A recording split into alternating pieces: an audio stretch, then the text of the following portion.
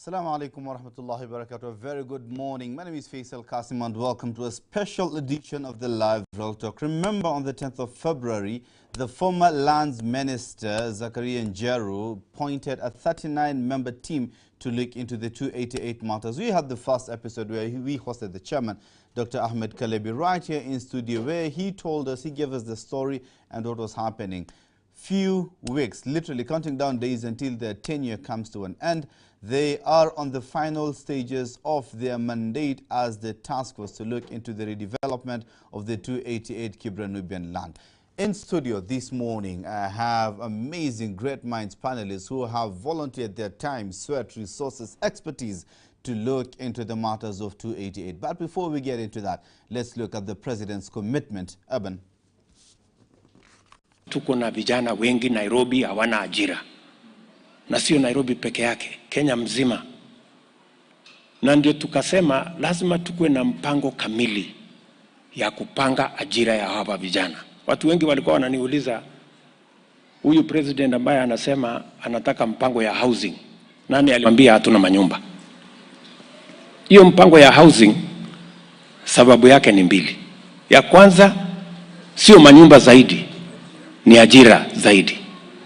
Nilikuwa hapa Mkuru juzi on Monday nafikiri Tuesday. Hapo tunajenga nyumba 15,000. Na mpango yetu ni kuwa na vijana 4,000 hapo Mkuru peke yake wanaofanya kazi. Hapa Nairobi peke yake mpango yetu ni kwamba in the next 5 years tuwe tumejenga at least nyumba 200,000. Na vile vile tunaondoa watu kwa slum. Hii Kibra slum iko hapa na zile slum ziko Nairobi. Kwanza hii ya Kibra in 10 years hakutakuwa na slum hapa. There will be no slum. Hii tutakuwa tumeibadilisha imekuwa estate. Itatusaidia hawa vijana wapate ajira, Wakenya tupate manyumba, tuishi katika mahali kuna heshima, mahali kuna maji, kuna stima, kuna barabara, na tusaidie kwa sababu kwa sasa tuko na Wakenya karibu milioni 6 wanaishi katika slums katika taifa letu la Kenya, and we must be concerned about them. Hassan Sana Aban Shihemi for that video. Now, as I told you this morning, we are beefed up, we are puffed up, we are ready to tell you about the matters 288 after 8 months of blood, sweat and tears. Of course, there's no blood, This is just metaphorical. But anyway, on set one, I have Dr. Ahmed Kalebi, who is the chairperson of the task force, who is together with Douglas Karago, the lead expert on urban planning. Assalamu alaikum and good morning, gentlemen. Alaikum salam. Well, I can see you're all suited up, ready for the presentation, right? Yep. Yeah, and on the second set, the second part of the studio, I have Dr. Jen Amisi, who is also a member of the task force, Ibrahim Yunis, who is the Secretary General of the Kenya Nubian Council of Elders, and we have Hassan Mahmud, who is an advocate and of course member of the task force as well. Last but not least, we have Halle, Dube, who of course is also a member of the task force. Ladies and gentlemen, we are streaming live on Facebook and YouTube. You can drop in your questions and we will be here to answer your questions. Dr. Ahmed Kalebi, I'm going to start with you. A very good morning to you. First question, people are asking, why present it here on HorizonTV first? HorizonTV has got nothing to do with 288. This land belongs to the Kibra Nubian. Why not present it to the community first? Why here? Faisal, that's a very good question. Actually, to the viewers, this idea came after our show last week when, after we spoke, we realized we only have 3 weeks to the end of the task force tenure, and we are actually done with preparing the master plan, which we are supposed to be submitting to the appointing authority. We had promised the community and stakeholders that we'll go back to them to actually present to them all that we have prepared. But with the short time we have available, we realized if we are to go and do what we have done before, almost 60 meetings in the community, we won't have sufficient time. I realized that the show that we had last time was a very powerful reach through Facebook, YouTube, on TV, and people can go back and play it. We have people in the diaspora. So this becomes the best platform because you can reach maximum number of people. If we had done this at Makina Masjid, we'll only have a few people. But with this, you can literally reach thousands and thousands of people. And this is live, it is interactive, we can have many people here. It is a record, it can be used as a form of reference. We'll never have a better platform, and we are very glad to be having it here in Horizon TV with our homeboy from Kibra. Actually, most of the studio here, the people are from Kibra, so we are very happy to be here. Thank you so much, Dr. Ahmed Kalebi, about that very brief introduction. Now, in the interest of time, because you're already running out of time, I think I'm just going to go back to you, Dr. Ahmed Kalebi. But before that, I'm just going to have especially the feel of particularly Dr. Jen Amisi and Douglas Karago. Let's start with Dr. Jen Amisi. Having not coming from the Nubian community and interacting with them, working for them, for their interests the past 8 months, how does that make you feel? Awesome. I think it has been a very insightful journey for me. In fact, I remember the first time we had a meeting at the boardroom, the launching of the Taskforce.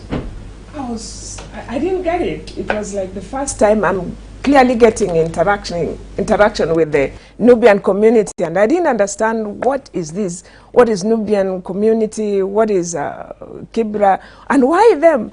But after a long history of introductions and visiting even the community, I really came to an understanding, and especially of how much they need this project. I truly understand, and I truly support them, and since then we've been working with them to ensure that things are in line and this project really is ready to take up. People are complaining and say, why bring in Dr. Jen Amisi and the likes of Douglas Karago, yet we have experts in the community who could do this job? Did you get those sentiments? Right. We've got the sentiments. And? Sentiments, we still, a number of them still shoot such questions. But we are not here just per se as Jen Amisi in my own capacity. I'm here as a civil servant, I'm a government officer, I'm a land administration officer. So I'm here in that capacity of the government, and especially this is a matter that is typically land administration and land management. So we are bringing in our technical input to support the community with the ideas, legal ideas, suggestions, and land management, especially on issues of titling, issues of ownership, issues of changes that are going to take place within that that project. So I think that is this main reason why we are here, and we are still ready to support them. Thanks so much, Dr. Jen Amisi. Mr. Ibrahim Yunis, I'd like to loop you in. It's 2023 right now. We are talking about hashtag 288. From 4,197. Finally, you got the paper, I think 10 years ago, from His Excellency the President Uhuru Kenyatta. We are here right now, we have the land. So, I mean, as an elder, as someone who has seen generations come and go, who has seen the struggle of the Nubian land since 1918 up until now, when we've spoken about, we have the title for the 288, and then over and above that, we have the task force that's actually discussing the redevelopment of the same place. How does that make you feel as someone who's seen these generations going through all these struggles? Thank you very much, Mr. Faisal. As an elder within the community, it's a very proud moment for me. It is actually a milestone. It is a giant step towards the realization of our ambition as a community to develop the land. It has been a long journey, as you said, from 1918 to the year 2023. The opportunity now we have never had such kind of opportunities. We have had successive regimes since the first Kenyatta, then we have Moi, but we have never had an opportunity that now we have. And therefore, to me, it's a proud moment as an elder, because I recall my father and other wazees, they really fought for this, but unfortunately, they are not alive. All their efforts, all their struggles is bearing fruit now. So, I am very proud for me, and I really wish to take this opportunity to thank the government for giving us this opportunity. And we will grab it with both hands, and we are moving forward. Thank you so much. Of course, we're going to talk about the details. It's in the presentation. I don't want to preempt it. What about the remaining after getting the 288? I mean, originally it was supposed to be 4,197. But again, let me just loop in Wakili Advocate Hassan Mahmud right now. Wakili, of course, every journey has milima na mabonde in Swahili, as they say. And we understand that there was a court case applied by none other than the Nubian Rights Forum, and of course the respondents were supposed to be the registered trustees of the Kibra Nubian Community Land, the Taskforce of Kibra Nubian Land, Cabinet Secretary, Ministry of Lands, Deputy County Commissioner, Kibra Sub-County, and Principal Registrars. Of course, interested parties were the Kenya Nubian Council of Elders, Nubian Justice Forum, and Nubian Land Committee. Wakili, Hassan Mahmud, just give us a rough idea of where the case stands at the moment, because, I mean, we're literally counting days until the end of your tenure, and as we understand, this case is still active in court. Thank you so much, Faisal, for this opportunity. Indeed, we've heard from the time the task force was initiated on 12th February this year, we have had a certain group from the community or individuals who felt that there was need for the community to be thoroughly involved, and hence they had certain issues that they wanted to be addressed in their case. They proceeded to court, and as it stands, we are having a mention that is coming up tomorrow on 18th. But before this, we tried to engage the parties, and actually the parties decided to write and sign an agreement. This agreement, a mediation agreement, whose purpose was to see how best we can remove the case from the court and address the issues internally as a community. So all parties signed the agreement. We went to the extent where we prepared a consent agreement. A consent agreement is once you have agreed to solve your issues out of court, you file a consent agreement to tell the court that we are withdrawing the matter from the court. Later on, when we went for the mention, we realized that still the petitioners had issues, and one of the issues was regarding whether there was honesty in all this discussion, and the court decided to give a mention date, which is coming up tomorrow. So we are yet to see what will happen tomorrow before regardless of the outcome, the fact that you're already coming to the end of the tenure, what's going to be the impact of whatever outcome that will be coming out, Wakili? If you look at the petition by the petitioners, one of the things was to stop the mandate of the task force. The task force only has 3 weeks to go. But again, you've already finished your tenure in office. Ideally, that is correct. And so does it have any impact then? It may not really have any impact in the long run, because the mandate of the task force after 3 weeks will have gone. Because the whole intention was to maintain the status quo and the task force to not perform their mandate. But as we speak now, 90% or 95% of the mandate of the task force has already been accomplished. What remains is basically compiling the reports and then submitting the same to the community to look at it.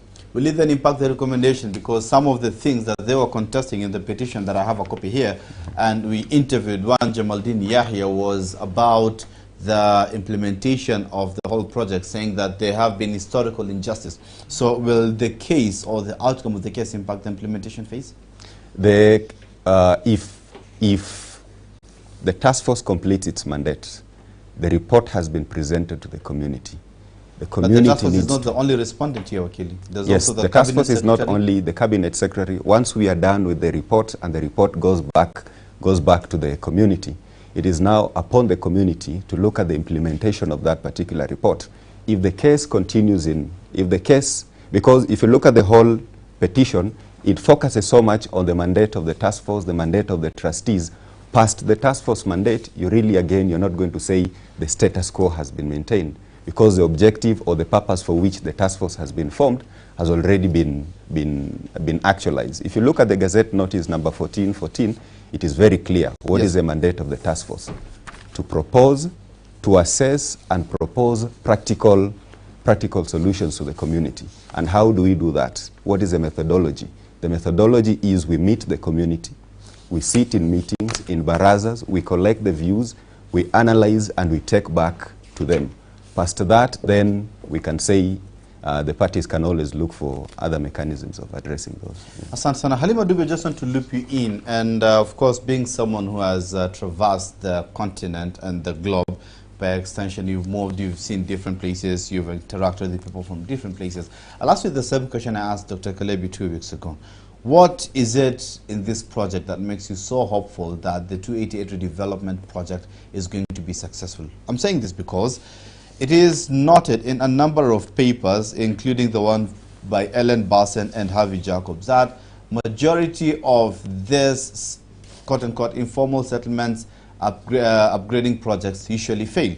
Case in point is the Zulisha in Durban, South Africa, which is dubbed as one of the most successful slum upgrading projects. But again, it's still not as successful as it should be. Mumbai, Melidin in Colombia, Melidin in Colombia, and Mumbai in India, of course, are other examples. So from where you see it, from what you've seen, from what you've been able to come up with over the past 9 months in office, and most importantly, from what you've seen outside here, so what is it that makes you so hopeful about this project? Thank you for the opportunity, Faisal. One thing I would say that for Kibra, it has taken a bit of time for us to get here as a community. And that said, it means that we have had our internal issues, which we have come to recognize that this is not just a matter of external forces that are a weakness for us. So with that said, it means that for us as a community, we do understand that there are issues that we need to work on. And looking at the other communities around the globe, we can look at the dynamics. For Kibra, this is a private land, and we are working with the government as it is. So the first thing that needs for us to put into perspective is the fact that as a community, we have a very bigger role in terms of making sure this works. And for that, as a task force, we've been trying to make sure that we empower the community enough. We have been able to come up with the community initiatives, especially help the community to be in a better position to address grievances, which has been something that has affected us all through. And with that said, I would say that we've also gotten government support. Government support means that we can ensure that we continue empowering beyond the term of the task force. As it is, as a task force, we're looking into proposing a multi-agency that can be able to look into issues that will surpass the timeline of the task force, and also ensure that at least the community takes charge together with the government and other stakeholders. So it's a multi-sectoral aspect and not just the government driving it or one particular stakeholder. So it's a holistic project that all in stakeholders will be involved, and with that involvement, it will mean that there's a high likelihood of it succeeding, as opposed to one just sector ensuring that they take a charge and a hold of it. Thank you so much, Thanks Faisal. so much, Halima. And of course, ladies and gentlemen, the time, the moment we've been waiting for, the food imepikwa, imepikika, sasa ni wakati wa kupakuliwa. Daktari Kalebi, Douglas Karago, are you ready? Yep. Yes, we are. Okay, so take it away, gentlemen. Yeah, so thank you very much, Faisal, and all the previous speakers. I think this is the moment, as Wakili Hassan has said and Halima has mentioned it, we've been working for a very long time. Our main job was basically to assess what has been going on about the Kibra 288 and come up with a proposal. And basically I'll be presenting something what I call a fast-moving matatu, or this will be a quick movie to give people highlights of where we came from and where we are right now. Then I'll hand over to Douglas, who was the lead expert with Halima working in coming up with the master plan. So we'll be talking about basically as per the Gazette notice, talking about the proposal and recommendations on the guidelines and framework related to the master plan. Our job was not to come up with a master plan, but a guideline and a framework for this. Next slide. So the task force was actually appointed on 6th of February, and as it was mentioned earlier, it was to assess and propose practical strategies. However, just go to the next slide. You can see that it did not start with the government. This is a very, very important point. Actually, this task force was a creature of the Nubian caucus. And the Nubian caucus met with the PS Charles Hinga on 4th of November. I was not even there. When they met with Charles Hinga, 4th of November, they discussed and proposed that there should be a committee which should be formed. Next. And you can see here all this team here. I think the Ibrahim is somewhere here, right? He's right there. This is our honorable MP, former MP, Imran Okoth. Hassan Mahmud is there. We have Sheikh Ahmed there. The whole team was there, even the chairman of the Nubian Youth Council. And they went to the community. And when they went to the community, they actually asked the community for their ideas. And we have this letter from Kenya Nubian Council of Elders, minuting what had happened. The next slide. Minuting what had happened. Next slide.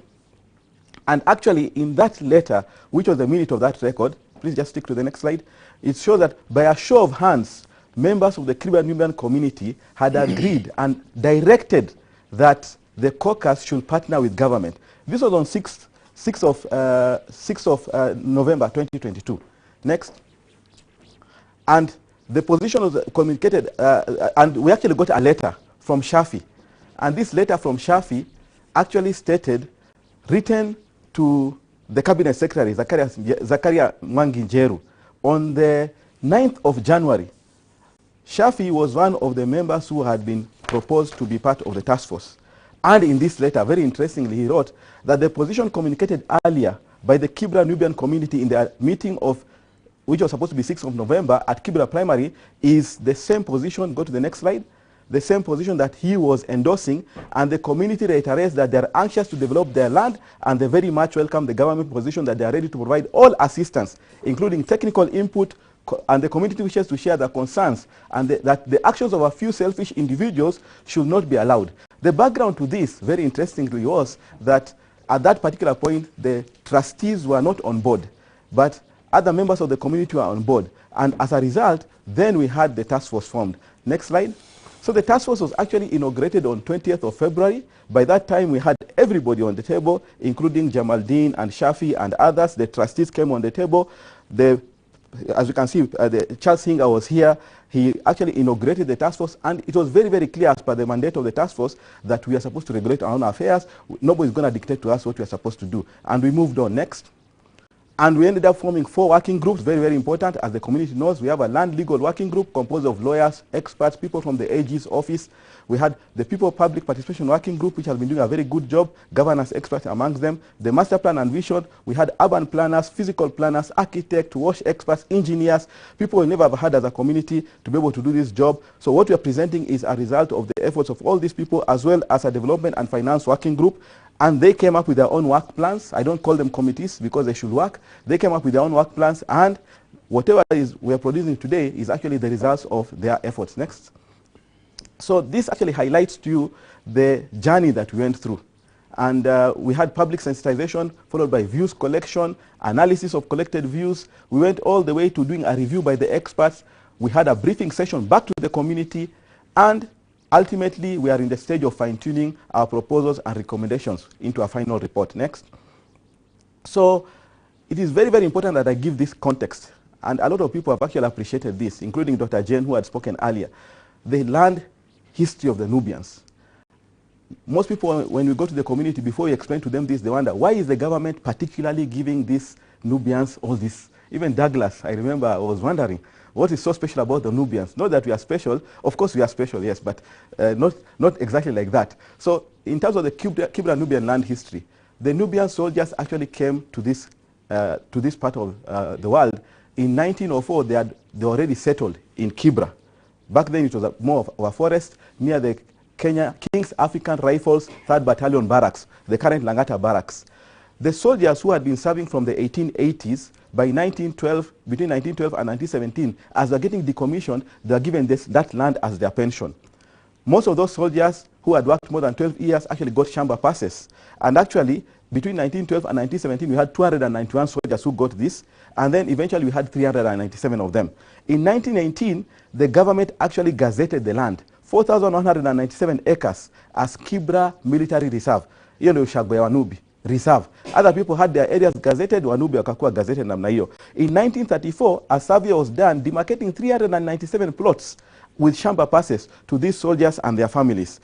Unfortunately, between 1934 and 2012, what ended up happening, the government consistently misappropriated this land to the point that what was left is a small bit which became the slum. Next slide. This is actually an example of the Shamba Pass number 57. In the name of one of the soldiers. And we have 397 of these. Next slide. And interestingly, there is this, I got this from a lot of our elders. there is this map by one Johan de Smit, which demarcates the 4,197 acres, starting all the way from Kenyatta National Hospital, what was called Bula Camp, all the way to Wilson, all the way on this side to Rescos, past Rescos, coming past Bomas, the whole entire area here, Douglas, in 1930. This was Kibra. And you can see it was, the areas called Kambilendu, Toi, Kambi Aluru. These were named after the tribes, the sub-tribes of the Nubis. Next slide. I have this particular image, very, very important if it can be blown up. This actually shows the current extent of what that land will have been. Starting all the way from Kenyatta, you can see even Langata Cemetery is part of 4197. You can see agricultural showground, race course, Nairobi Golf Course. All these areas were actually land for the Nubians, which were taken away from the Nubians out of the 4,197. Whatever is left is 288 in a very small part here. Next slide. And this is basically a rundown of the traumatic history. Very, very important, because when people hear the Nubis don't want to work with government, for example, the Nubi are aggrieved. There is a lot of trauma. There is actually PTSD.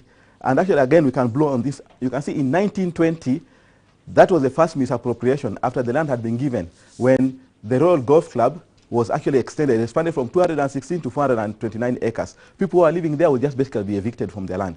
Then in 1937, what is now Mbagathi Road or Raila Odinga Way was actually part of Nubian land, also taken. 1948, Nairobi Dam was expanded. There was realignment of the railway line cutting through Kibra. Again, land was taken. 1950, Woodley Estate was taken as part of the Nubian land. 1952, Showground. Then you had Karanja Estate. You had Ngei, Rubia, and others.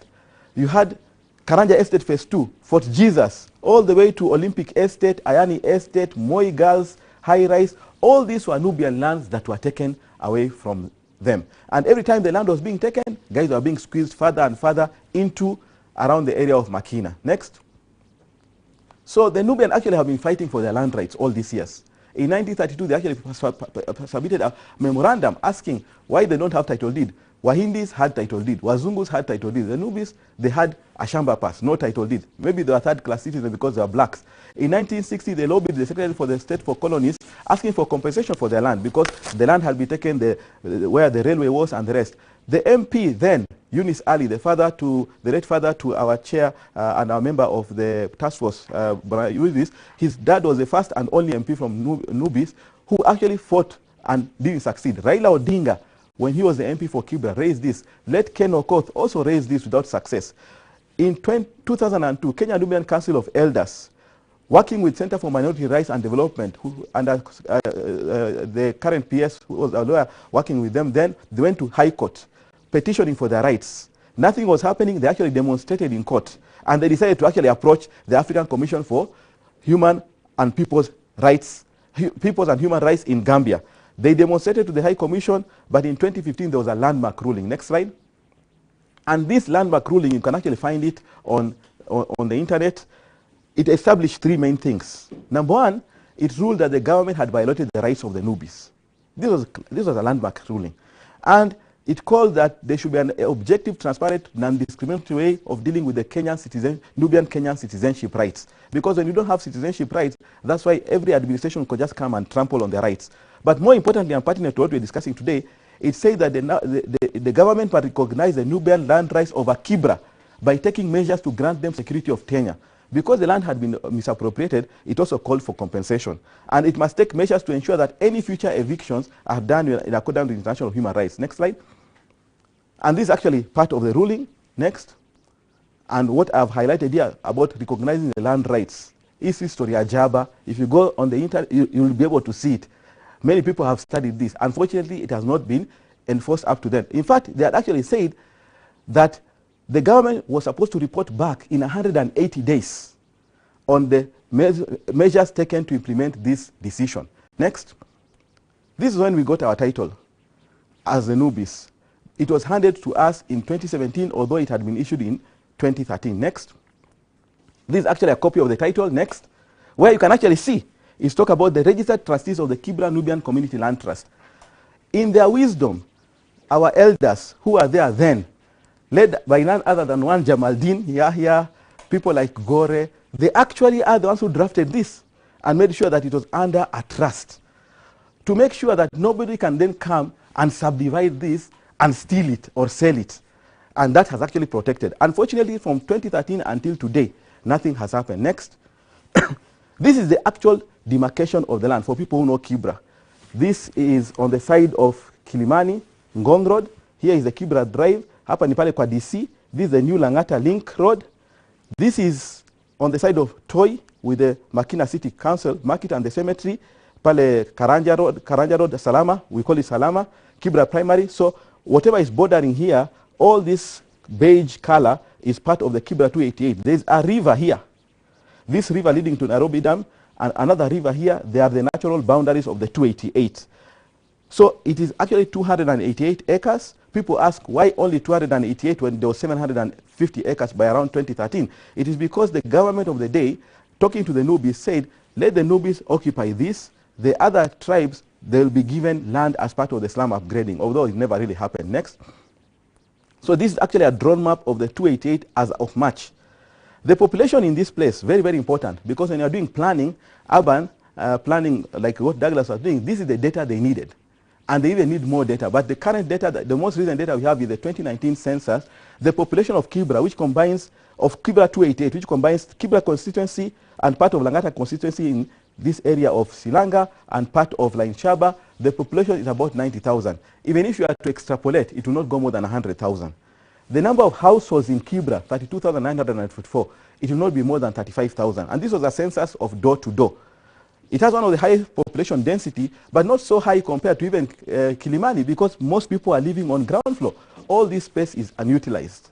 The population in Kibra who are under 30 are 64%. Among Nubis is actually more than 80%. But these are very, very important statistics, even as we are talking about all this. 90% of the people in Kibra, and this is from the Kenyan National Bureau of Statistics, 90% of the people rent, only 10% own. But we know of the squalid condition that they live in. Next. And this is the kind of picture you see in Kibra. Actually, this is the more posh part of Kibra. I didn't want to put the worst part because sikutaka kuharibia watu pengine wanakula breakfast. But this is actually the picture of Kibra. Very squalid condition. So when you hear the president talking that this place must be redeveloped, I mean, nobody wants to live in a place like this. People want better lives. This is what basically we're talking about. Next. This is actually one of the houses in Kibra. As I said, the more posh part of Kibra. Most other places, you hardly even have a place to squeeze through. Next. This is Nairobi Dam. What I called Nairobi Dam. Because many years back, just go to the next slide, it was actually, when I was growing up, this was actually a very beautiful dam. People will go sailing. We used to go fishing there and swimming there. People like Gore and the rest. Yeah, this is actually, it was a very beautiful place, and you know there is the Nairobi rivers and dam regeneration to try and restore it to its former glory. Next. This is the infrastructure that we have. We have the Sheikh Mahmud Road, the Burhan Marjan Road. This actually forms part of what we are discussing. Part of the task force mandate was to assess the infrastructure. Between you and me, there is no infrastructure in Kibra. The road is not good enough. Everything will have to be redone. Next. You can see the road here. This is not really a road per se. The railway line is there, but you can see there is all this upgrade is supposed to happen for transportation. We can take advantage of that. Next. Finally, this is the current status of Kibra, what we call the existing land use map. How is this land being utilized? Currently, all this is being utilized as residential. There's very little, these red specks here, very little in terms of commercial. This is very, very poor utilization of land. People are living here, but you're talking about people misusing this land. Next. If you compare the value of the land in Kibra, Kibra sits between Kilimani and Langata on one hand. If you go to Langata, the value of land in Langata, and this is not from Kalebi, this is House Property Index of 2023. If you go to Langata, the value of land in Langata is around 78 million per acre. Cross Ngong Road, come to this side of Kilimani, 400 million. Why is the difference? Very, very important for people to understand. It's about commercialization, the utilization. If you look at the value of Langata, it's even more valuable than land in Karen. If you look at Lavington, it's only about 180 compared to Kilimani. Look at Upper Hill. Upper Hill has increased its value tremendously to 480. It's the most valuable here. Kibra has the potential to either go the Upper Hill way or go the Langata way. But as somebody told me, the value of Kibra, 288 right now, is actually negative. It's not even 50 million or 80 million. It's actually negative until you put infrastructure, until you develop it. Next. So these are the guidelines on urban planning. You need to make sure that there is a safe and secure environment, and this from the government and internationally. A socially inclusive community integrated into the surrounding urban fabric. There has to be walkability and increased access to public transport. Efficient use of land to maximize its potential. Enhance and maintain and increase economic and property values. Social and community facilities should be there. Attractive open areas, minimizing adverse environmental impacts. And as the president says, most importantly, job opportunities and economic development. So we are not just talking about housing. If we are to talk about housing alone, people will have houses and they will be very poor people. You have to talk about housing, not just houses, housing as well as economic empowerment. So we went to the community, did public participation, had more than 100 meetings. Next slide. Actually, we have done more than 60 meetings in the community. We have the village liaison committee, which we created as, which we advocated for creation, and they were elected. They have done more than 80 meetings as a bi-directional communication between us. We have met people like Ngao in the government, politicians, even met the churches. Everybody is behind this. There is community buy-in, full endorsement. Watu wanataka maendeleo. Next slide. We even met the governor who endorsed this and has promised us support even to waive the taxes, waive the fees, help us even with experts. 3 people from the county government, including the county secretary, is actually part of our task force. Next slide. We've met the members of the county assembly, Jakanoya and the rest, who fully on board. We met the honorable senator for Nairobi, Edwin Sifuna, and he really endorsed this. I really liked Jalango. Unfortunately, we haven't met the MP for Kibra, but we have met Jalango, who is the MP for Langata, because Kibra 288 is part of it in that area, and all of them endorsed it. They have even told us, Senator Sifuna told us, Baba is behind this as well. He's fully endorsing this. Next. But the most important thing, and I'll want to read this very, very importantly, because people have misquoted this. There's a clip about it, but it's not very, very clear. I was in State House that day. The president has said, tayari tuliwapatia Wanubi title deed katika serikali iliyopita. Saa hizi tunafanya kazi na wao so that we can use their land for affordable housing. You know, if you just stop there, you'll say the government wants to take the land. But the president actually said so that we can use their land for affordable housing to benefit the Nubian community first, to benefit them. And then he said, for the others who are going to benefit after them, the Nubian community will be the investors, because it's their land. They'll be the investors in the process, and we are engaging with them. So for us, this is actually a very powerful endorsement. The government wants to help us, and the president has been talking consistently about it. Finally, before I hand over to Douglas, next slide. Very, very important to know that the trust is managed by a trust deed. This is like our constitution. This was set up by many elders many years back. These guys actually put this under the land management in 2013, and they said the board of trustees shall facilitate access to land and affordable housing. The word affordable housing has actually been used in our trust deed. It has actually been used in our trust deed, not by the government, by ourselves. And it even goes ahead to say under clause 6.02 that the land rights will be distributed with the leasing of the trust land for preferential access to the needs of the Nubians. Very, very important. Next slide. We had a restated and amended trust deed of 2022, November last year. Exactly the same thing. It says that the purpose of the land is to facilitate access for affordable housing for beneficiaries. So the biggest need of the community is housing and all that goes with it. Next slide. We have actually, as a task force, also assessed the tenure options. And we know that because this land is one big piece of land with one, what we call certificate of lease, not certificate of title, but certificates of lease on a leasehold, what has happened is that the Kibra Nubian community has said they don't want this land to be subdivided. So you cannot talk about even giving an inch of it. So if you're going to talk about subdividing it, it will not work. Next slide. So as a task force, what you have recommended is long-term lease or the build, own, and operate transfer model where the land remains under the Nubians, but it's the development that is transferred. So Doug, I'll hand over to you next slide to go take us through the master plan. Yes. All right. Thank you very much. Sorry to interrupt. Just a few questions on that. Dr. You said you've held at least 190 meetings so far, right, to engage the community, correct? Yes. Yes. So in that, then I expect maybe you have a common vision, you and the community. You've created that vision. You've showed them you've painted the picture, and thus you're moving in the same direction, correct? Absolutely correct. In fact, what Douglas is going to present to you is the vision from the community, which has been what I call panel beaten and fine-tuned by experts. But it been shared before, theoretically. We, not only theoretically, practically.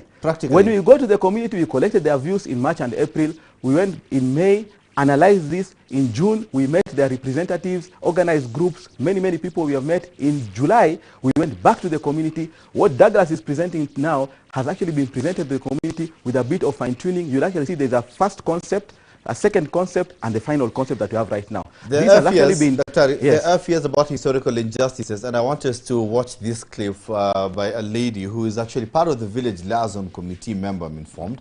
Let's listen to some of her fears. Aban.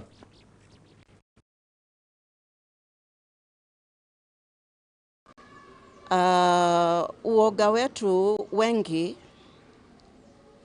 tumeona vile tumekuwa tukipelekwa kwa sababu mimi mahali nilipo na miaka 71 na ujenzi ulipoanza Kibra tulikuwa sisi ni mababu zetu walikuwa ni watu wa eneo la Toi na tukaelezwa ya kwamba tunajengewa manyumba, ikaanza na mtaa ambao ni wa Olympic, na zile nyumba zilipomalizika tukajipata ya kwamba wazee wetu ni wachache ambao walipata hizo manyumba.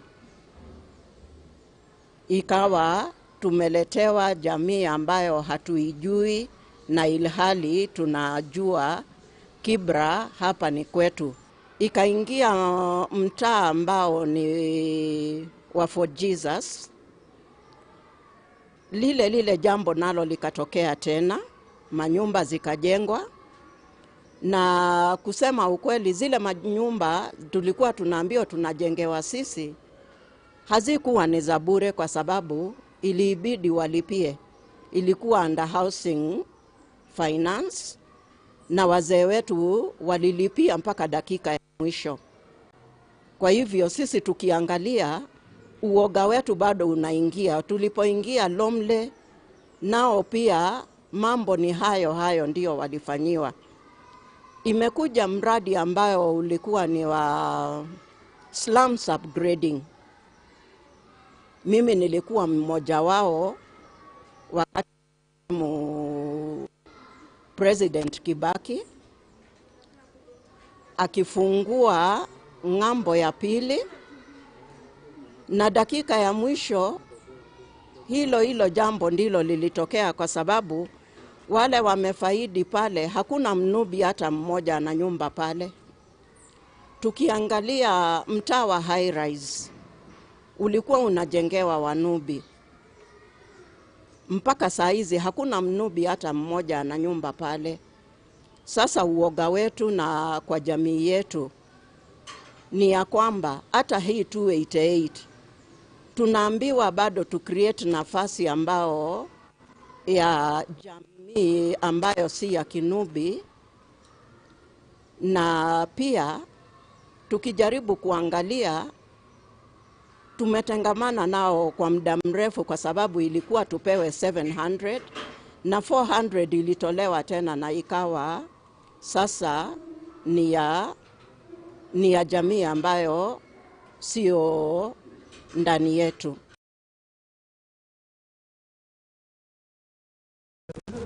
That clip is because there are fears. I understand you have explained that you have had 190 meetings, engaged the community. But again, if someone who is like a subsidiary kind of part of the committee still does not get the vision and has the fears, then, I mean, I don't know. What do you have to say about that, Dr. Actually, Mama Zaituni is absolutely spot on. And even for us as a task force, those are some of the things we are addressing. For me personally, I mean, what she's talking about is what we call gentrification. You find development happens in a place, but the people who are originally intended to benefit from that project end up not benefiting. And that means for us as a task force, one of the things that we have been engaging with government, because the task force comprises of community members and others, to make sure that there are safeguards on this. And that's basically what Douglas and I will be speaking to as we go along. The key point here, there are three main points here, Faisal. Point number one is that all the other projects when they were happening, government was saying this is government land. and it will just come one morning and tell people move out, even without compensation. Today, we're talking about 288 acres, which is private land under Kibra Nubian Community Land Trust. It is the community itself to decide how they want this land to be developed. We as a task force, including myself as a community member and others, what we are coming up with is a proposal to the community. In fact, we are submitting it to the appointing authority, being government, but actually it is supposed to go to the community. The community is then to say, which they have said, we are okay with this, we need more details, we are happy to implement. So our success will come if the community says the proposal you have given is good. Number two, the investors are happy. Number three, government is ready to support. It will allow that whatever the community wants, their rights are safeguarded. What we are envisaging, and you'll see this shortly, we are envisaging a situation where the newbies themselves will have houses, staying in those houses. One of the problems people had before, you cannot even raise. We saw the average income is less than 20,000. They cannot even raise a deposit. We have actually tried to come up with a solution that makes sure nobody has to pay any amount, because they are wealthy on the ground that they actually have this land. And finally, to make sure that even if you put all the newbies, as you saw in the population of newbies is less than 12,000 in the 288. Overall, the population in the country is around 160,000, but actually Kibra Nubians are about 60,000. So you can actually accommodate most of them, the households there, and you still have room for others. That's what we are talking about, partnership and investment. And that's basically the focus of our discussion. Thanks so much. Douglas Karago? Karibu ndugu. Thank you very much, Faisal. I think where I want to start is just a little bit of background in terms of the master planning process, right? This is a process that is actually anchored in law. It is not anything that is unique, and it is something that takes place across the country. And the planning process requires input not just from urban or physical planners, but a wide variety of individuals who craft something that is called the local physical land use development plan. And that plan is what leads up to what we are referring to as a master plan. So a master plan is not just the image that you're seeing. There is a lot of studies that need to be done in order to inform. Right? A lot of reports. And a lot of reports, right? It's actually, I remember presenting one of these to the plenary, and it's a very thick book that actually informs the drawing that we have. So far, 130 pages. Exactly. So we've actually started drafting sections of it that we have data to just make sure that we're not leaving, even if the task force tenure is done, that is quite a bit of considerable value that has been given to the community. And I think just to close up on that section, our PS and our CS, PS Charles Singer and CS Zachary and Jeru, were very wise in terms of how they put together the task force, because it brought individuals from the private sector, from the community, as well as government. And I think that richness is what has really helped us navigate a lot of the challenges that we have experienced in terms of funding, in terms of resources, so on and so forth. So we had to very creatively ask ourselves, given where we are and some of the gaps that we identified, what could be achieved. A lot of what Dr. has spoken about in terms of the consultations is actually a requirement of the law. It is not coming out of out of goodwill, right? It is actually required in law, and that's why it has been quite extensive, try to make sure that we're trying to reach as many individuals as possible. Has everything been completed? No, right? There's still a lot of consultations that happen, and within the master planning process, consultations happen from beginning to end. There's no, and even beyond, right? Because the implementation of the plan also requires consultation. So I'll get to the presentation here.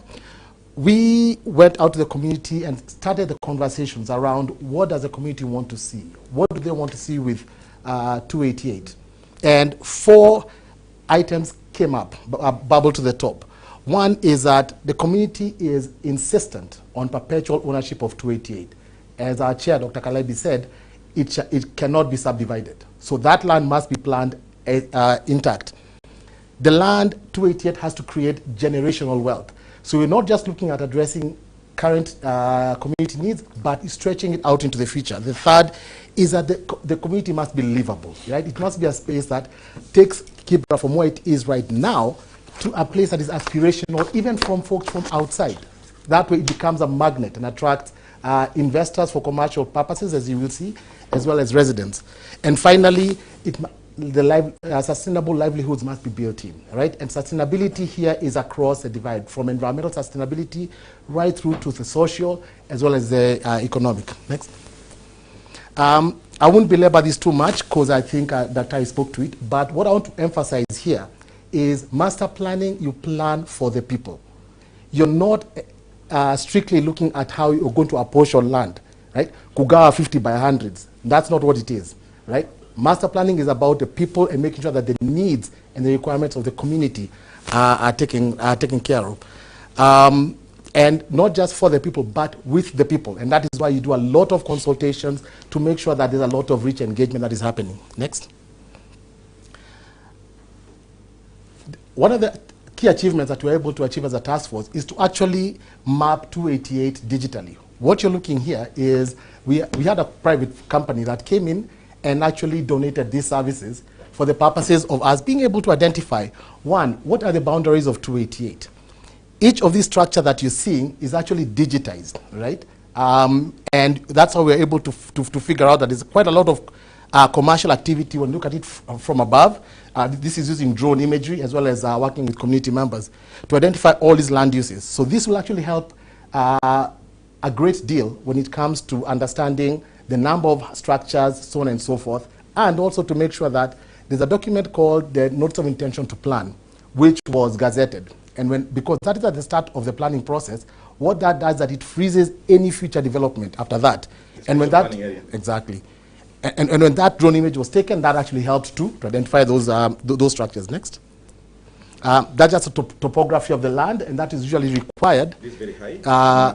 Yes. So, yeah, so the Makina area is pretty high, and then when you're coming down to Lindi, Shilanga, it actually gets fairly low. And that is important because that helps to guide how you are allocating the structures. Next. So initially, we decided to come up with a preliminary land use plan. And what we are looking at here is what are some of the uses. In the law, there are requirements in terms of what every piece of land that is demarcated must comprise of. And I won't go into all the details, but I'll just highlight that in all places there has to be a bit of commercial land. There needs to, which you're seeing here in red, and they're actually denoted in colors. There needs to be some residential, which are normally brown, some green spaces, because you do not want to just fill 288 with residential houses. It needs to have some commercial elements. It also has to be livable as per the aspirations of the community. We need to have some mixed uses, so where you're integrating both commercial as well as residential. There's something we call road hierarchy, so there has to be a lot of easy circulation. If you saw in the drone image, we had a lot of dense structures that are very highly concentrated.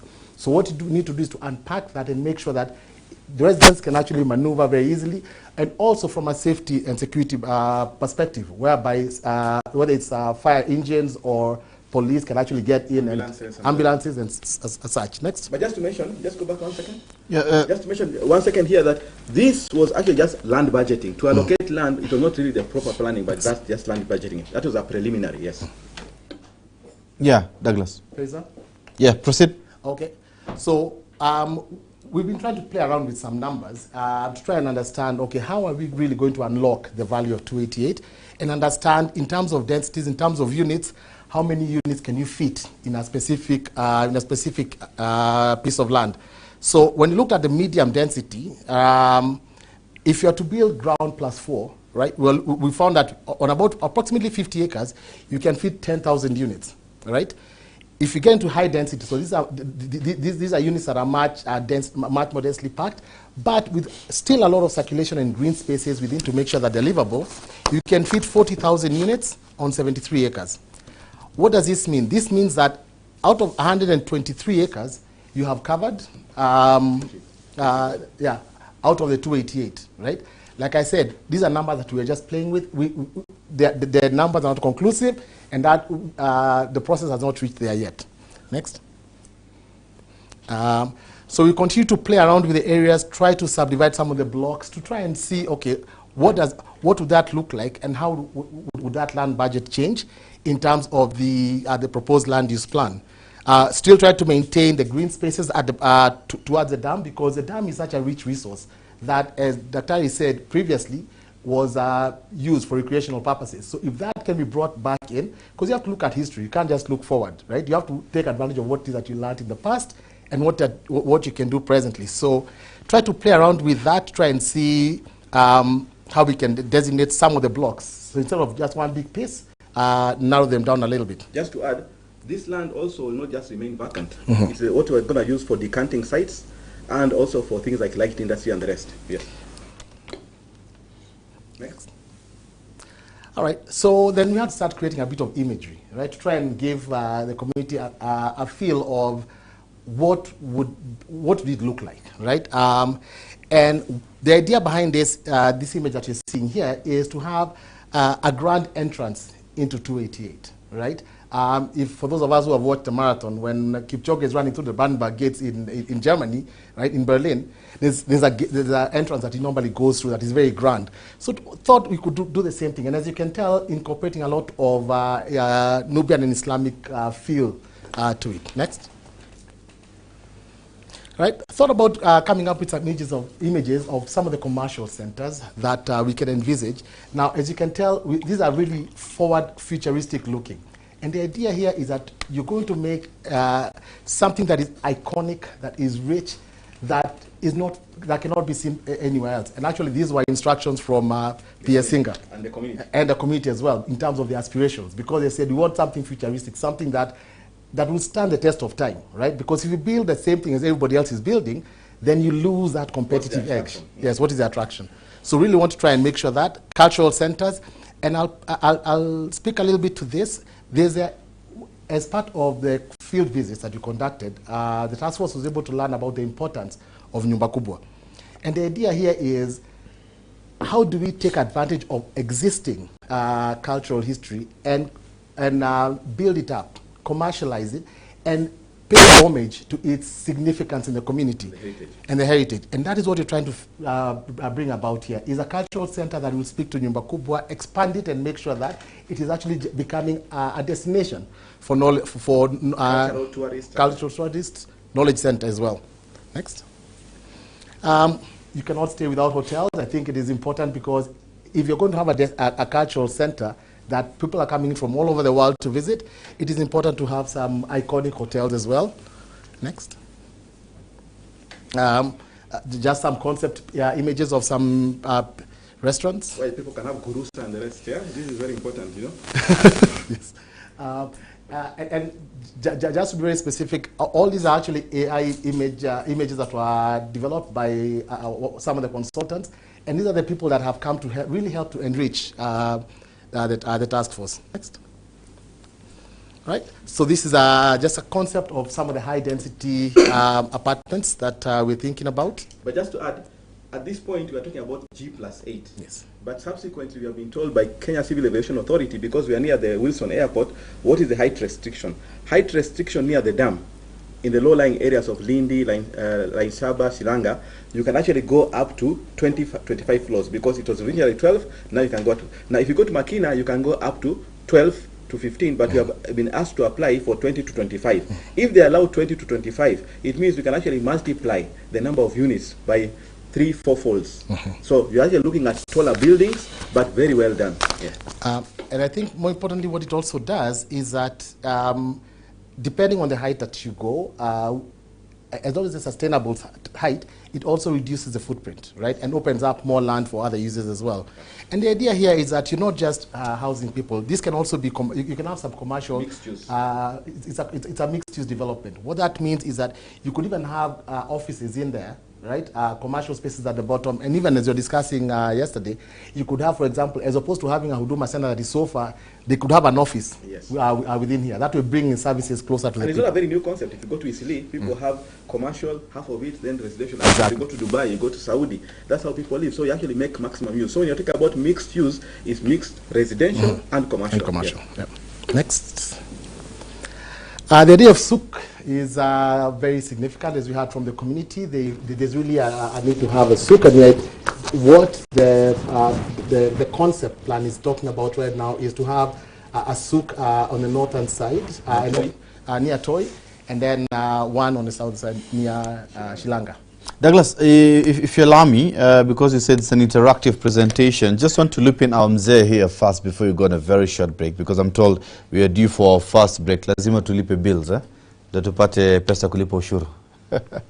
Anyway, very quickly, mzee, a number of people are commenting, clearly expressing the fact that Nubians have been oppressed over the years, and finally, we have the 288 out of the 4,197.9 acres. And question particularly from Abu Sumaya Mohamed is asking, is President Ruto aware of all this information? If yes, what happens with the rest of the land? Are they ready to compensate the Nubians? Ibrahim. Thank you very much, Mr. Faisal. The court ruling from the African Peoples and Human Rights Court is with the Attorney General. And I am aware that the Kenya Nubian Council of Elders has been holding several engagements with the Office of the Attorney General on the matter. The partial issuance of 288 is as a result of that case. And the balance, the latest information available right now concerning the balance is that the current Attorney General, Justin Muturi, Honorable Justin Muturi, is holding an interministerial consultation. This consultation within government on the best way to compensate the Nubian community. His Excellency the President is aware, and something is going on, and very soon the community will get some feedback.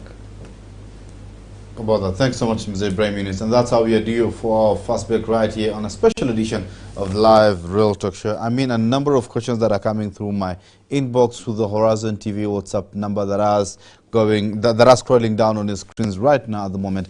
A number of lands that people want. One of the key questions that we want to hear the answer from our panelists is that this title deed is a leasehold. It's not a freehold. So after 99 years, it's going to expire. So what guarantee do we have that the government is going to renew the lease after all this development? This and much more after the break.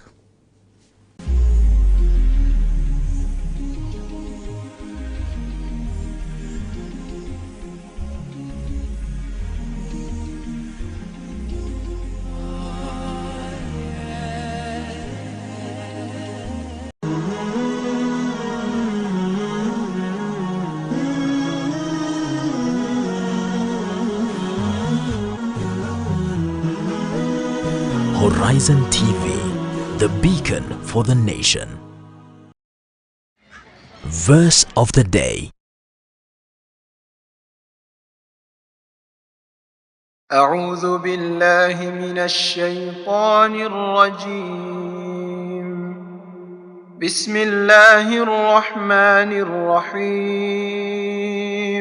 وعباد الرحمن الذين يمشون على الأرض هونا وإذا خاطبهم الجاهلون قالوا سلاما والذين يبيتون لربهم سجدا وقياما والذين يقولون ربنا اصرف عنا عذاب جهنم إن عذابها كان غراما إنها ساءت مستقرا ومقاما.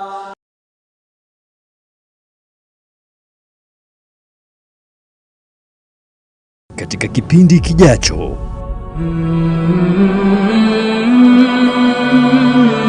akauliza Mtume sallallahu alaihi wa alihi wasallam, kwa sasa mimi niko hur na mwenzangu huyu ambayo niko naye yeye bado ni mtumwa. Ya Rasulallahi, nifanye nini? Mtume sallallahu alaihi wasallam akampa khiyar Barira, na wakati huo huyo mume wake kana yuhibbuha hubban shadidan, alikuwa anampenda sana sana, lakini yeye amechukua khiyar ya kuwa hawezi kukaa naye.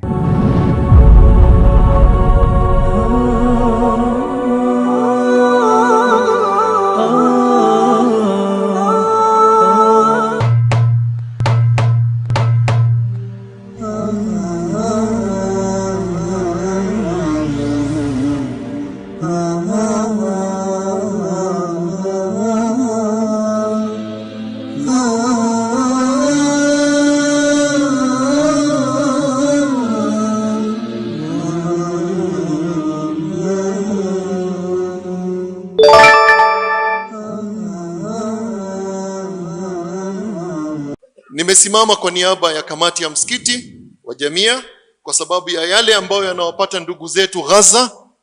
Tunajua kuanzia Jumapili usiku na mchana, hata hivi tuko hapa, ndege za Israeli zina bomu, na lugha inayotumika ni finish them, wamalize. Wanawaita human animals, hayawanat, wanawaita wanyama, na tunaona vile wanavyofanyia.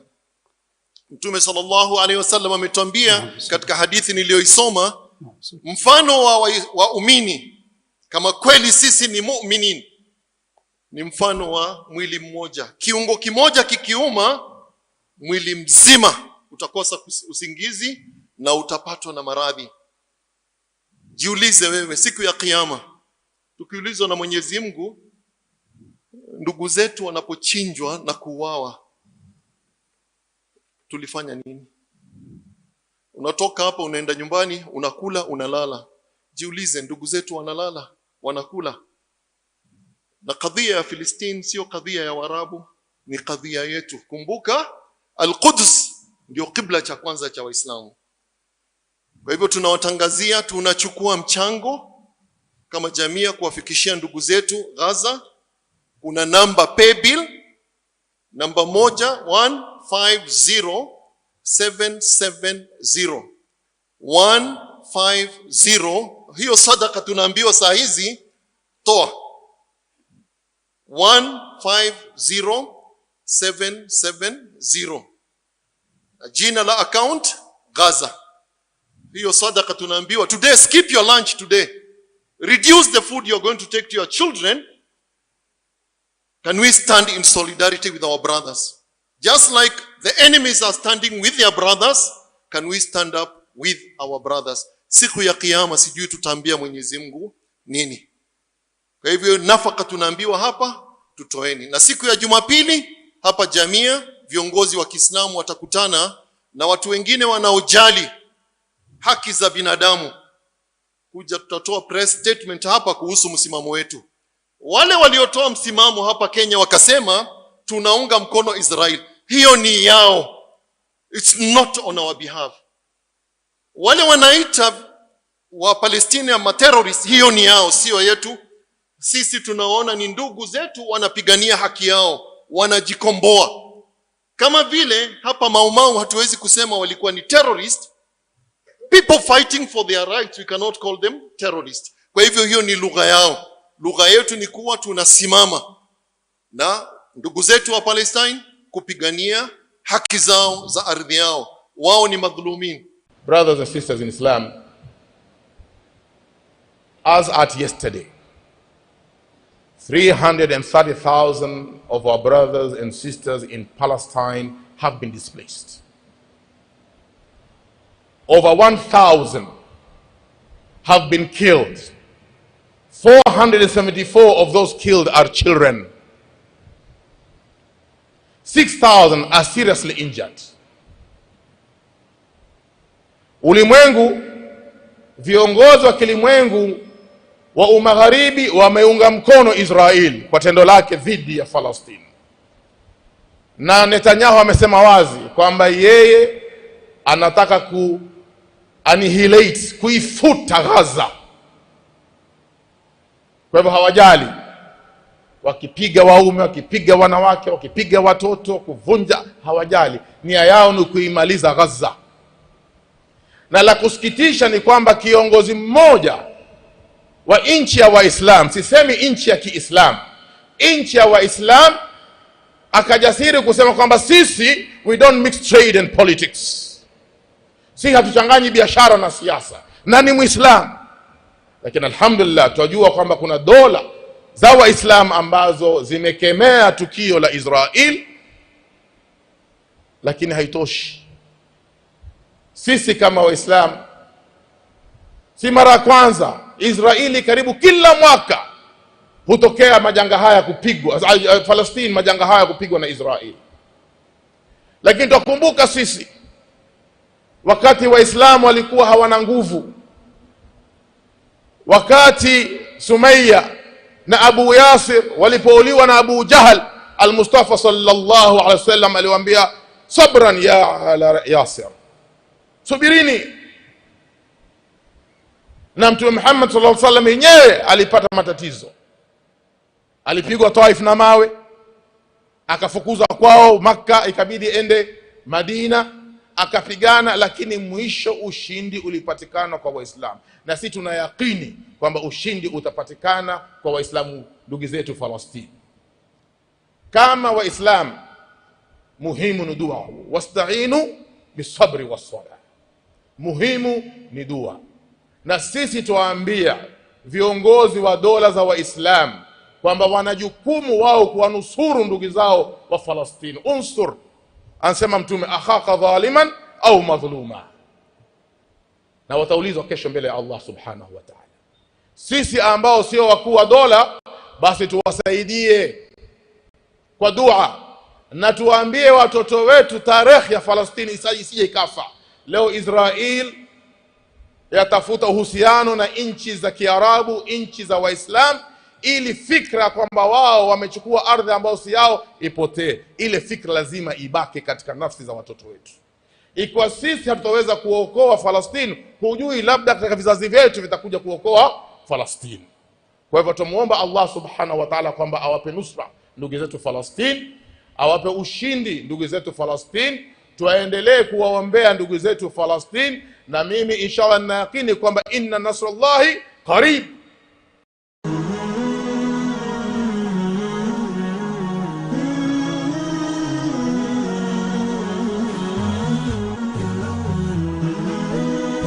Horizon TV, the beacon for the nation.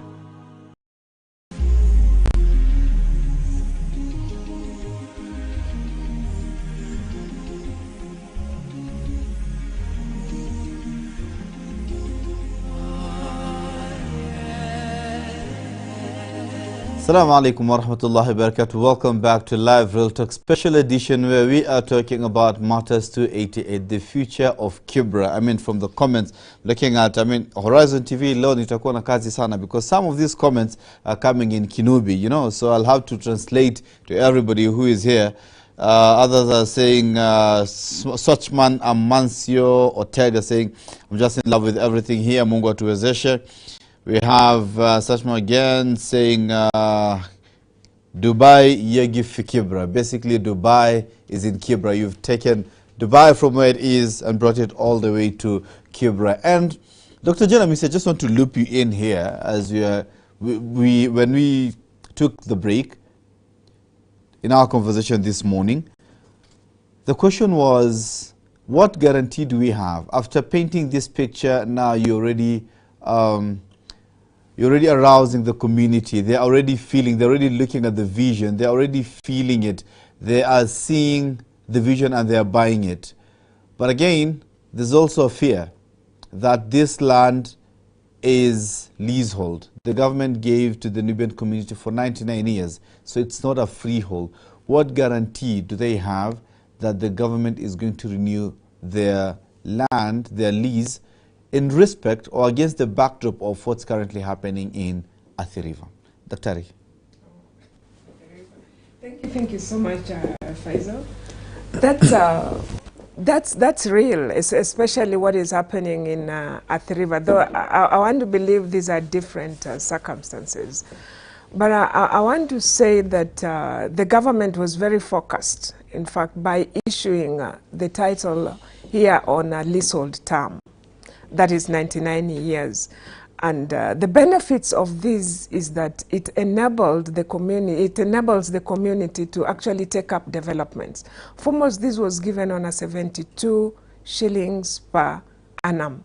And that is the least that any community can pay for their title.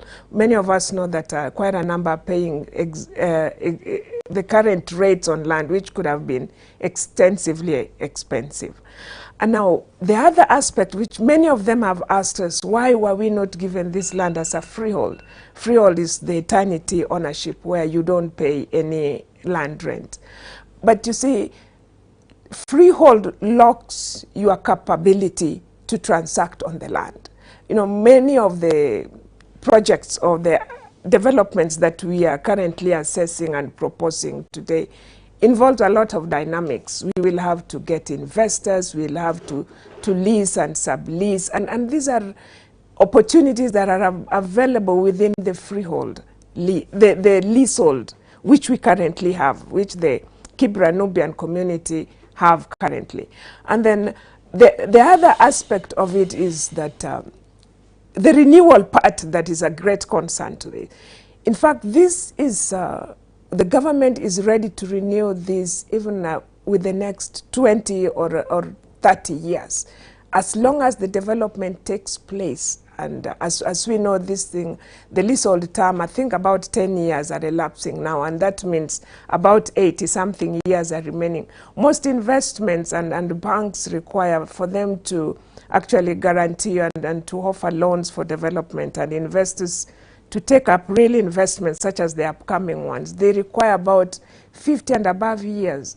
And from land administration perspective, we've done this severally, that investors, the owners, the trustees will just make an application, and certainly it is within the law that they are reissued with additional 50 almost so years as requested, because they are the first owners of the land.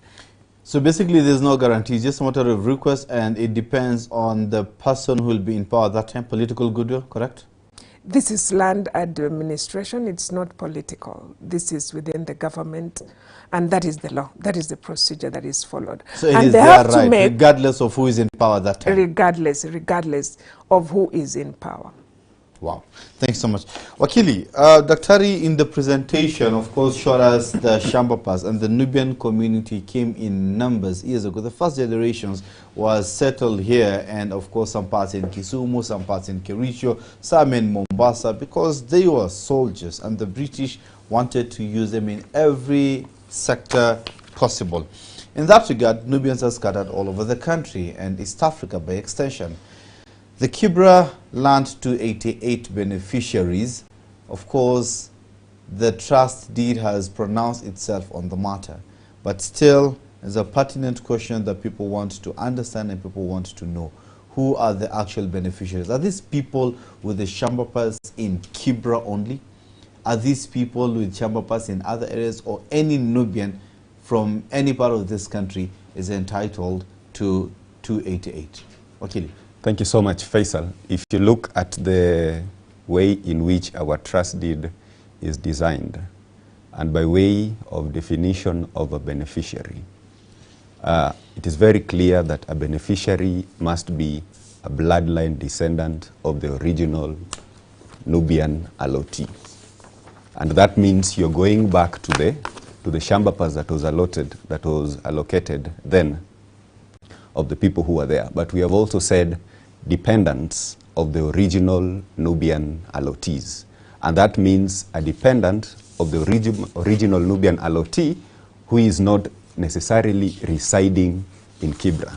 You could be an original Nubian allottee beneficiary, but you're residing in London, or in the UK, but by virtue of you being an allottee of the original Nubian descendant, then that particular right is applicable. If you look at the wording of the document on page 1, it is very categorical, and even by way of registration, it is Kibra Nubian Community Land Trust. It covers the scope under which the beneficiaries are tied to. I'll give an example. We have a father and a mother born of the original Nubian allottee. They automatically become beneficiaries, because to become a beneficiary is inherent. Inherent means you do not need to apply to become a beneficiary. But under the trust, you would need to apply to become a member, which is a requirement, a statutory requirement of the law. For example, if decisions are to be made, those decisions are supposed to be made by members. And who then is a member under the trust? Somebody or a person or a beneficiary who has attained the age of majority. Age of majority in this case means 18 years. So you have to be a member for you to be a beneficiary? You first have to be a beneficiary in order for you to become a member. It means you cannot become a member if you're not a beneficiary. And so what are the benefits of being a member? Okay. One, if you look at the trust deed, it is very clear. We have given the functions and the roles and responsibilities of a member. One, you have a right to make a decision. And how do you make a decision? You belong to a village. Belonging to a particular village, you have a right to vote in a trustee. You have a right to remove that particular trustee. If a decision has to be made by the board of trustees through the golden vote matter, it still needs to go back to the members, and the members belong to a particular village assembly. They have to ratify that decision. The third thing would be, you as a member, you have a right, or you have the benefit of receiving reports, annual reports, receiving feedback through an AGM from the board of trustees, and the same decisions that they come up, you are able to ratify the decision. So someone can be a Nubian, not from Kibra, right? Of course, the descendant may be in Kericho or Kisii and can be a beneficiary in one or another, but not a member. Is that a possibility? A Nubian from Kisii, or Kibos for that matter, can be a beneficiary, but not necessarily a member. A Nubian from Kisii or any somewhere else apart from Kibra. Somewhere even else. Uganda, Sudan, Egypt, whatever. As long as you have, the point here is very clear. You must be an original Nubian allotee. In this case, where you come from does not matter, as long as you're able to identify that you belong to the original Nubian allotee. And that is why somebody who, a good example would be, if today I am an original Nubian allotee, and I have married a lady who is not from the bloodline descendants of the original Nubian allotee, that particular wife does not become either a beneficiary or a member of the trust, because the caveat is you must belong to, you must be an allotee of the original Nubian, you must be a descendant of the original Nubian descendant. But your progeny now will be beneficiaries? Yes. If I marry, for example, Halima here, we get children. By virtue of me being an original Nubian allotee, and for example, she's not an original Nubian allotee, my children will become beneficiaries and not members because they've not attained the age of 18. They will become beneficiaries by virtue of me, Hassan, being a descendant of the original Nubian allotee.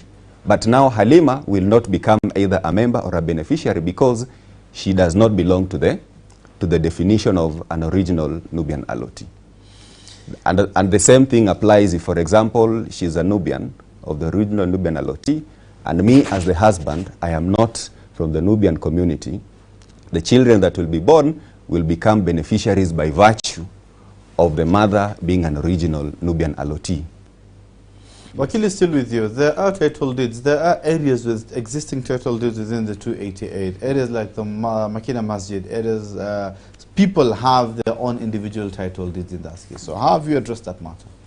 One, when the task force went to the community, and even with the drone mapping that was done, we were able to identify areas that have individual title.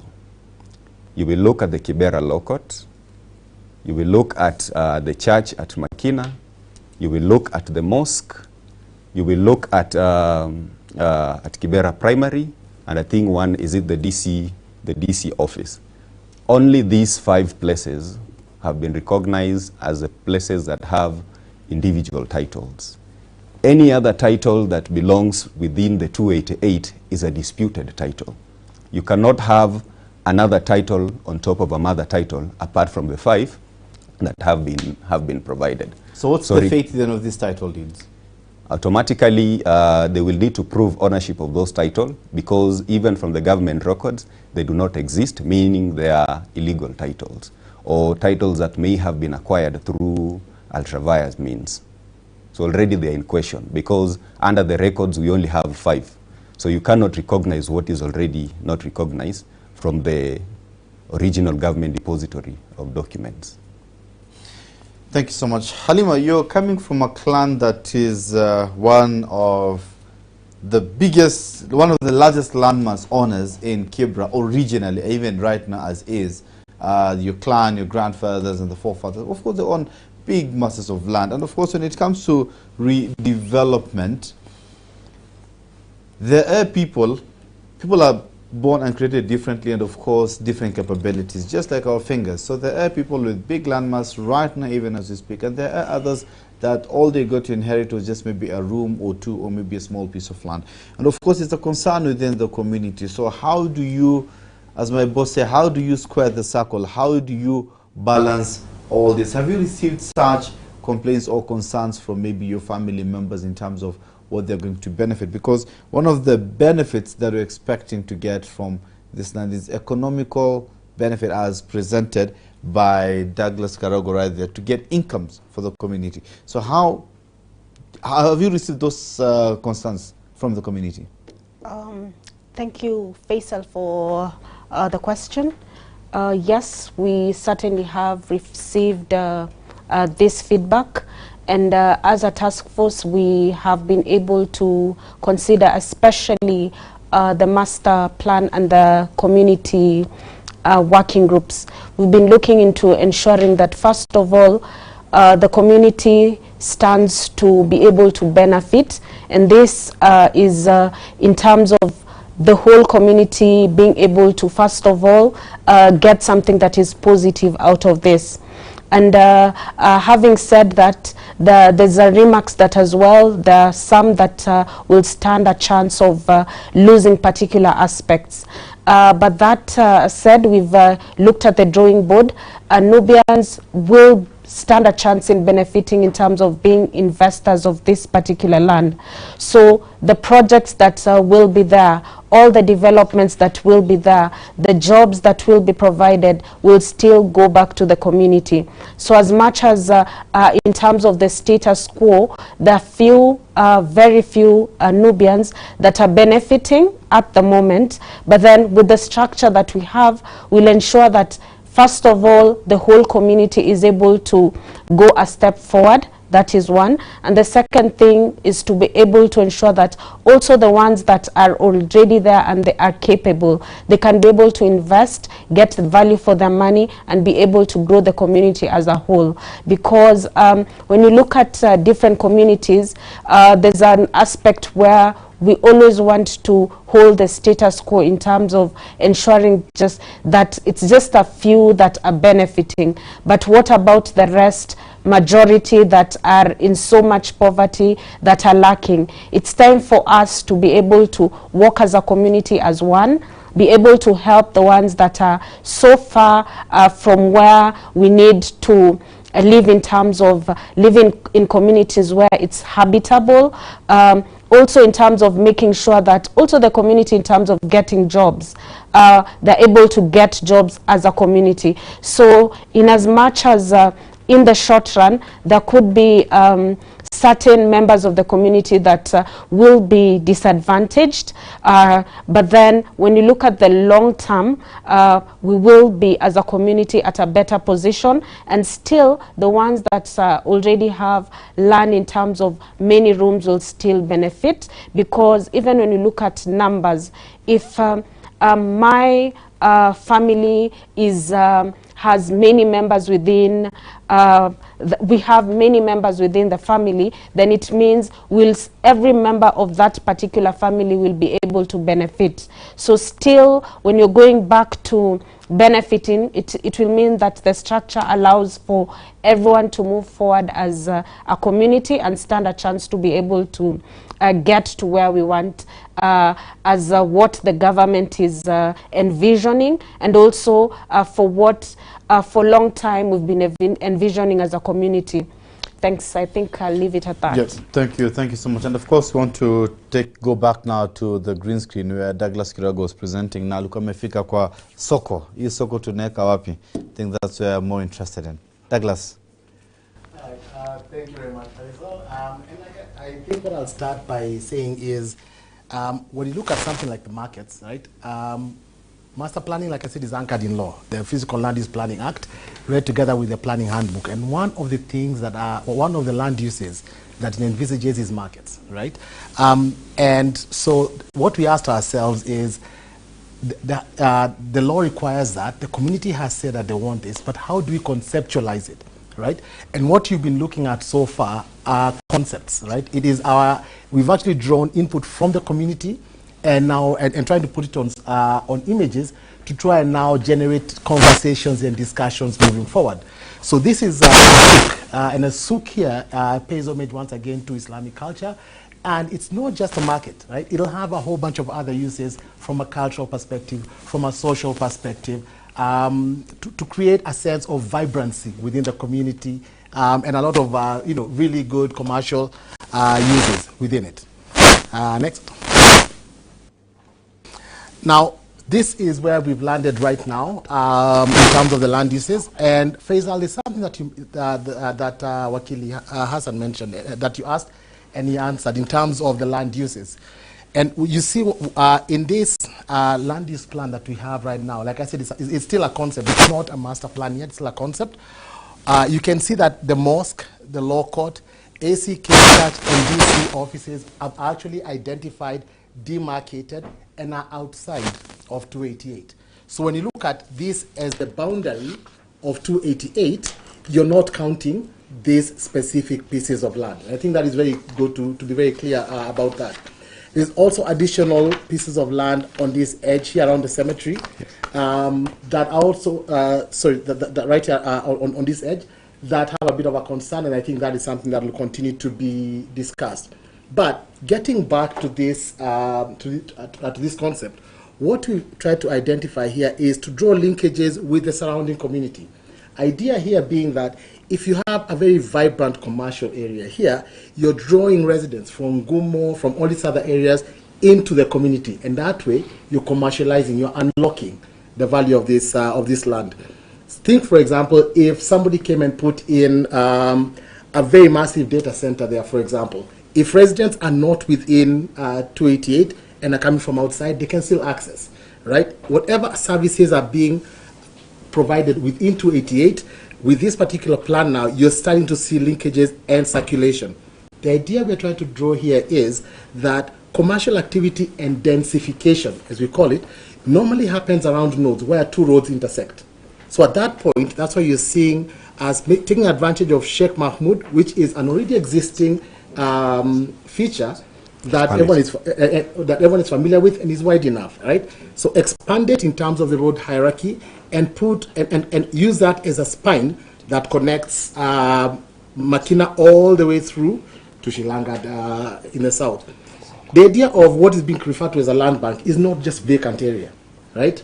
This, you can have waterfront, green spaces where folks can relax, and some commercial activity. And the idea here is, just like when you have savings, when you get income, you don't spend everything at once. Lazima weke akiba kidogo, right? And that is the idea here. Secondly, we don't know what the future holds, right? Some new use could come in the future. So the community has to be very strategic in terms of how they approach the 288 to ensure that you're not just addressing needs for now, as you saw in the aspirations, you're addressing the needs for the future, right? So the idea here is lots of commercial activity, high density, intermixed with some medium density towards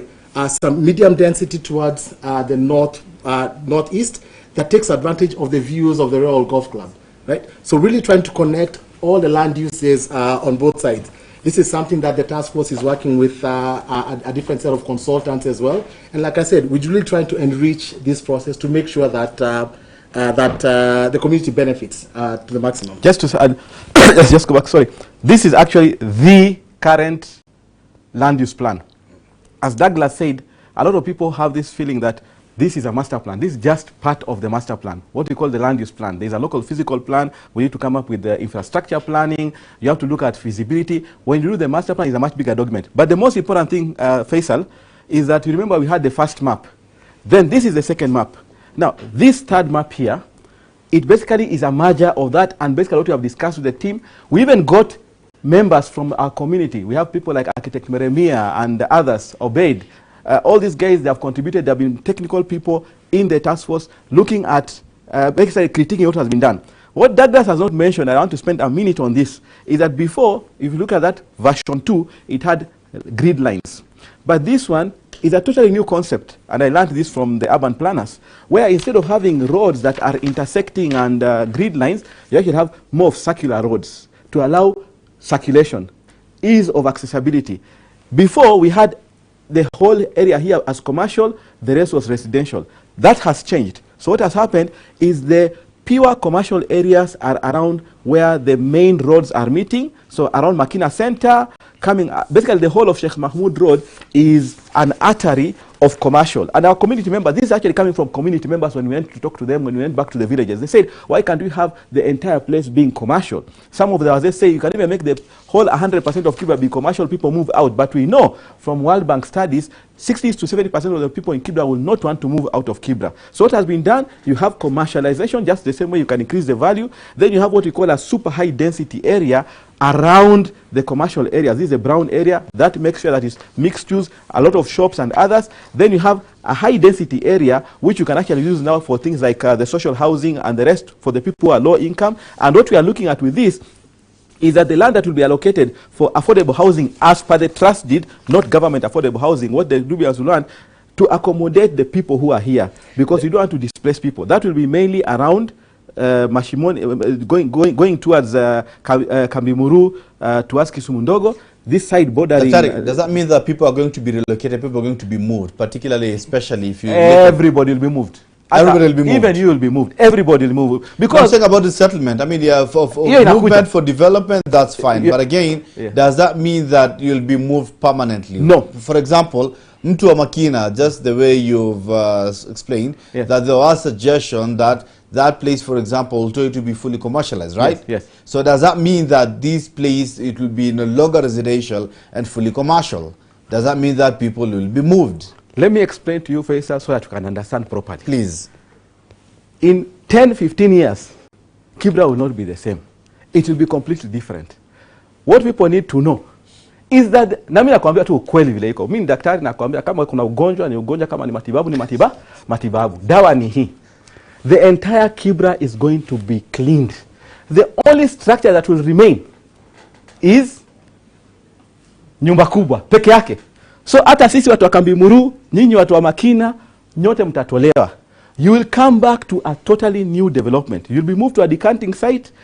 It is you to choose. You might decide you want to come in this area of super high density, you want to go to another area, but the way we are living as a community now will be completely altered. The only difference is, you can see they have tried to maintain villages, so that we have Kambimuru village, Makina village, Kambialuru, but it will be completely changed. So does that mean that the villages will remain the same but just be moved? Exactly. Now Makina will not be Makina anywhere it is physically. So Makina will be just in spirits. Let me make it for you simple. Uko kwenyu, where you are right now, uko Makina. Yes. If you demolish it, because even if you are told, you guys develop your own land, nyi wenyewe. Hawezi sema, mimi nataka ile room yangu, ile keja yangu ibaki hapo hapo. Ikishabadilishwa utakuwa na garden, wewe pengine utakuwa ghorofa ya juu.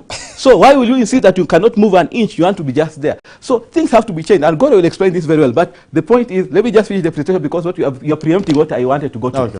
If you say this now, the key thing here is, with all these areas, the river area, we are looking at something that will be completely different. Dubai was a desert, today Dubai is an attraction. We are not in a desert, we can be much better than Dubai. That's what I wanted to emphasize about, that you are looking at a new development. Now the next thing now is to go now and demarcate based on geospatial mapping and the rest, come up with the inner roads, and then now we decide this block, this block, this block. Faisal, if you have some tycoon who wants to come and invest, which part of it will he take? And so on and so forth. I'll stop there. Please go ahead. Douglas.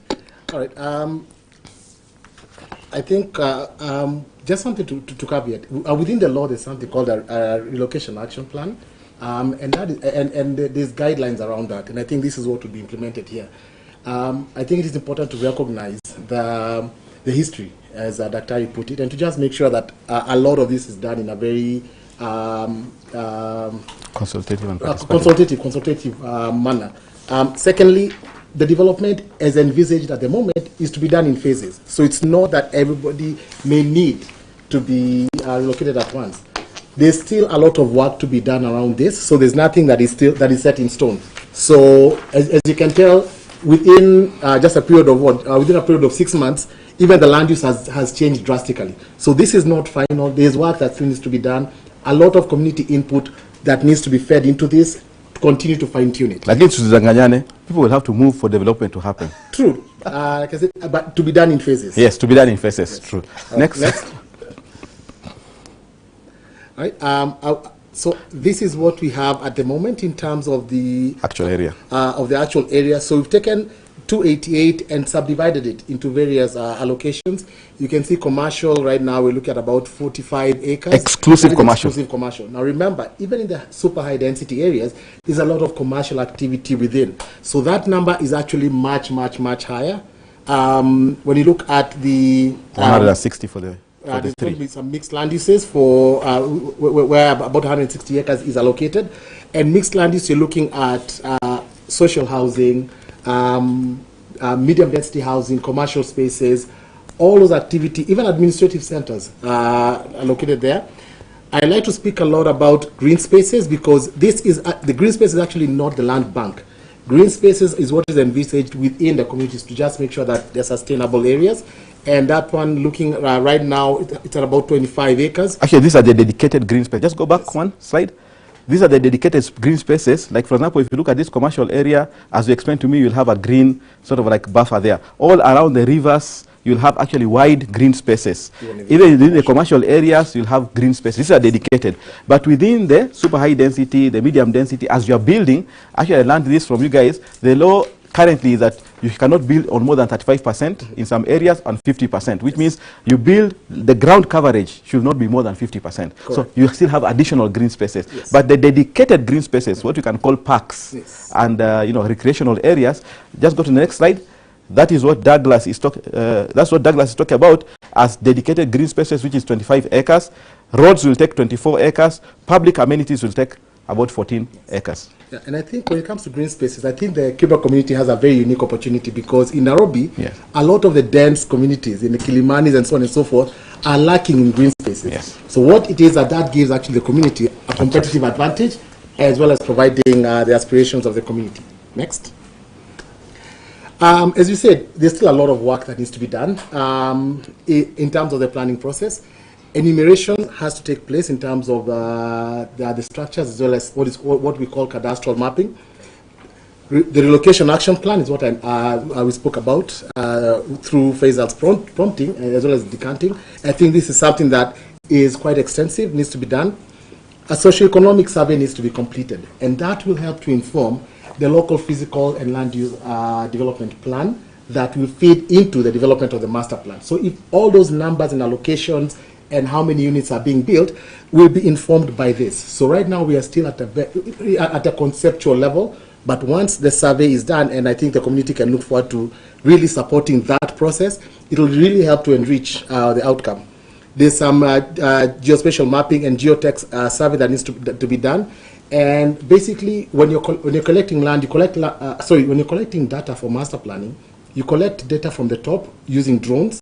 So you take a picture of the land, you collect data about the community through the socioeconomic survey, but then you also have to collect data about the ground. That way, when you're talking about putting, for example, high rises, 25 story, can the ground actually hold 25 story, or do you have to move them from say, for example, from Shilanga to maybe Lindi, ama labda peleka mpaka Makina? So that's part of what is needed. Feasibility study to understand, are the proposed land uses the best use of that land? That needs to be completed. Then for the master planning, the land zoning has to be completed. So the land zoning is all that you're seeing there in terms of all these images, designating land, saying in this particular place you can only build medium density, upper you can only do high density. That is the zoning we're talking about, and that has to be completed once a lot of these are finished. Financial modeling to just make sure that that you're unlocking the value of 288, the best value, and not just for 288, right? You have to look at what is also happening around, right? We know that there's plans for Railway City, for example. How will that impact 288? Woodley, 100 acres is going to be residential. Exactly, yes, that's right. And so all these things, you have to take them into place, right? So not think about 288 on its own. Integrate. But integrate and really understand that, yes, there's a lot that's happening about it. And then now finally, come up with how do you then implement, right? All this is done, implementation matrix, and then have a multi-agency implementation team. What that speaks to, and I think that Tari will touch a bit more on that, is the need to have multiple individuals that can really fast-track the process. What do I mean by that? When I look at what the Taskforce has been able to achieve, for example, from the drone mapping, right? Yes. That was through a contact from our vice chair, who was able to get one of his contacts to come in and support the task force, right? There's been a lot of work that has been done. The intellectual input from the experts. And intellectual input from the experts. And also having a few government agencies who can help fast-track approvals. When it comes to development, as you know, Daktari, with your experience in Katani, approvals can be a problem, yes, right? And can stop the process. And investors, if things are taking too long, right, they'll also they'll move with their money, right? So if you have that multi-agency implementation team that can really help the community to fast-track processes, then it'll bring the dream closer. Actually, I can just add to this. We were looking at this as gaps, but we have recommendations. And yesterday, I actually met the permanent secretary after we had our plenary retreat. Yeah. And I met the permanent secretary. He has actually committed to all this. In terms of enumeration of structures, there is actually a ministerial department that is tasked with this. Their job is to go and count all the structures, find out who are living there, find out what is needed for the relocation action plan. Relocation action plans basically means you need to actually pay and facilitate for people to move out, construction to happen, and then they can move in at their choice. Now, the issue of socioeconomic survey is very, very important. It requires resources. You need to actually be able to determine how many people want to be at traders, how many clinics are there, so that you can actually factor it in. Very, very important, this issue of implementation matrix and multi-agency team. We know the task force term is going to come to an end, and I'm sure, Faisal, you're going to ask this, so I might as well prompt it. The task force term is going to come at an end in 2 to 3 weeks. Iyo ikifanyika, kazi yangu imeisha, not chairman anymore. However, our report is supposed to be a roadmap and a blueprint that can be used for posterity by the community, by government, by investors. But what we are recommending is that we know very well the trustees currently, and even after elections have been done, the new trustees, they have no capacity for this. There are a lot of things that Alima, Mzee Ibrahim, and many of us, Gore, we did not know. We learned it here. We'll need capacity building. We have already people who are willing to help the community with the capacity building. But to make sure that we don't lose that intellectual capital that we have acquired, all these people we have met, director of survey and the rest, we are recommending that there be a multi-agency implementation team. And actually, I'm very glad to report that the permanent secretary says this is going to be very easy. The government will declare this as a project of national strategic importance. Why? Not because they like us very much, but it's because of the size of the project and the location of the project.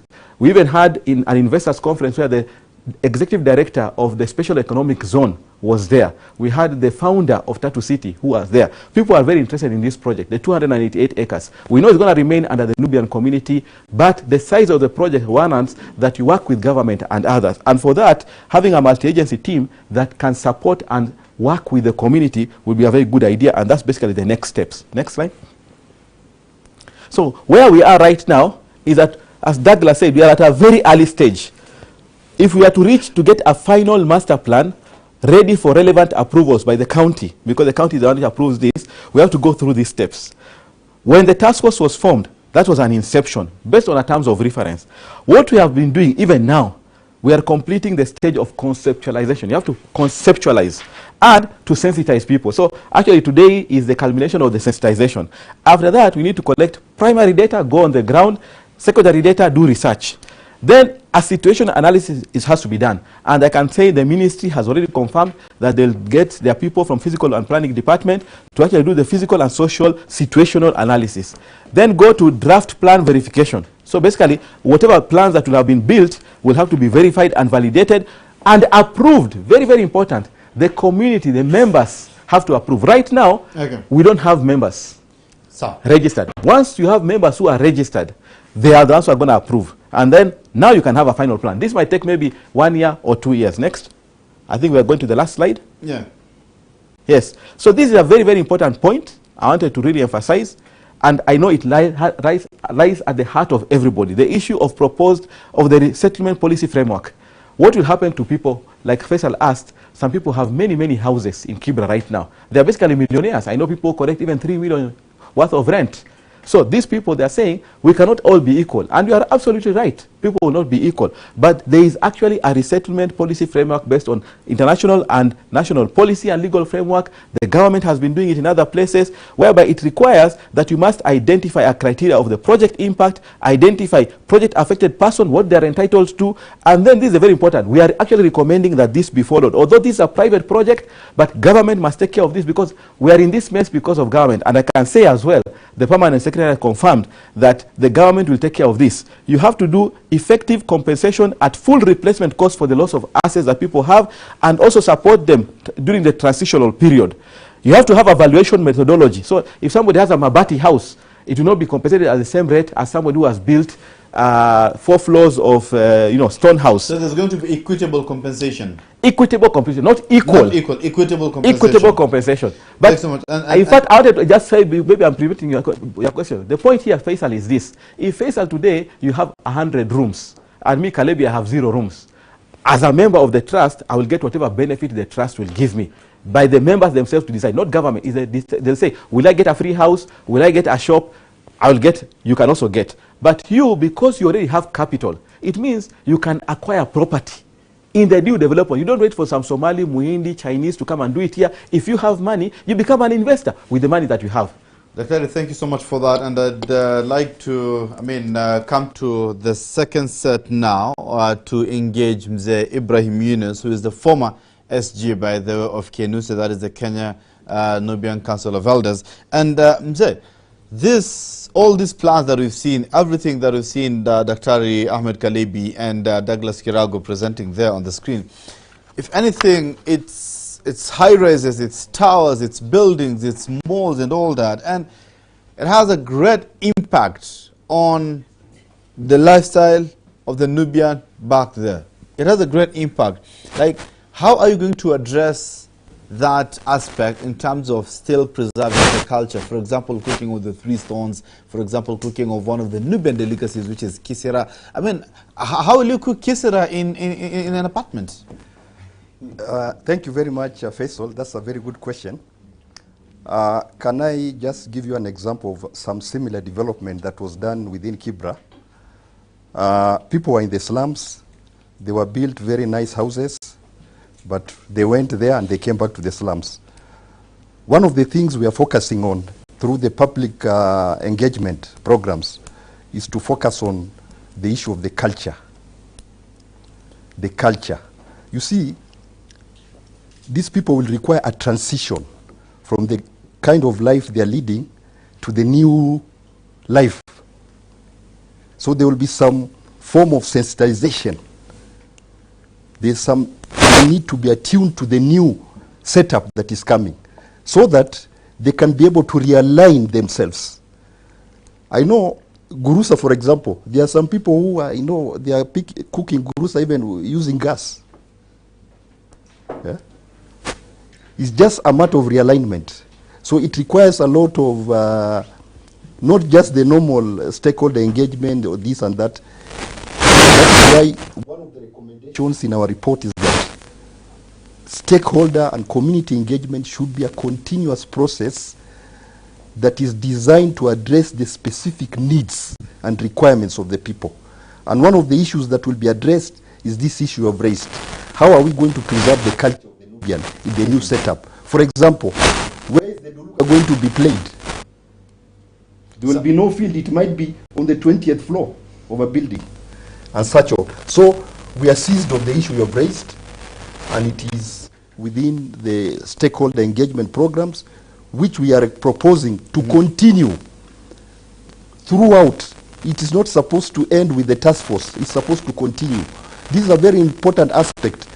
This cultural aspect, if not addressed, then the project will not achieve its aim. Thank you so much for that. Now, I just want to loop in Wakili right now. You said that you're going to take up the matter in the corridors of justice, matter about people who have already existing title deeds. So in case someone is watching right now and they have an existing title deed and they would opt for an ADR, alternative dispute resolution, instead of going through the court system, what are the options for that person? Thank you so much, Faisal. We have just gone through a review of the trust deed. if you look at the trust deed that we have, the proposed trust deed, which the community has not yet adopted, and if you look at the 2022 trust deed, which is now the law, we have entrenched the grievance redress mechanism or the grievance redress panel. And the purpose of the grievance redress panel is to address any issues or any disputes that may arise within the following texts. One, within the structure of the trust, meaning between the villages, between the trustees and any structure of the trust, and even from the members of the community, meaning the beneficiaries. And we could also have disputes that may arise between the members of the community and the stakeholders within the community. Those are issues that the grievance redress panel will be in a position to address. However, just to point out again from your question, we do not want to assume, or we don't want to behave as if we're living in a silo, that we're only living as one community. We have, within the 288, we have so many other communities, and we expect that disputes will be coming out, one of them being the issues of the land, issues of title, issues to do with economic, from what presentation has been made. Somebody has invested a lot of money. He's not a member of the Nubian community. How are we going to make sure that such a person, where a dispute comes, it is able to be addressed? And that's why we are saying, if you look at what we have proposed, the grievance redress panel should be in a position to address those issues. However, we cannot have, you cannot propose to have a discussion on what is already, for example, illegal. You cannot, the same thing applies when we say you cannot steal, then you go to court and you request the court to defend you. When you're going to court, you must go with clean hands. So the same applies in our discussion here. Okay. Thank you so much. Asante sana, Wakili. And I just want to bring in now Mheshimiwa Gore Mohamed, who is a seasoned politician, task force member, and of course has been part of this land struggle for the longest time. Karibu sana, Mheshimiwa Gore. You've been part of all these processes, and finally the task force from the beginning up to the end. So what is it about the task force that makes it different from all these other struggles for the land throughout the years, over the years? Sorry.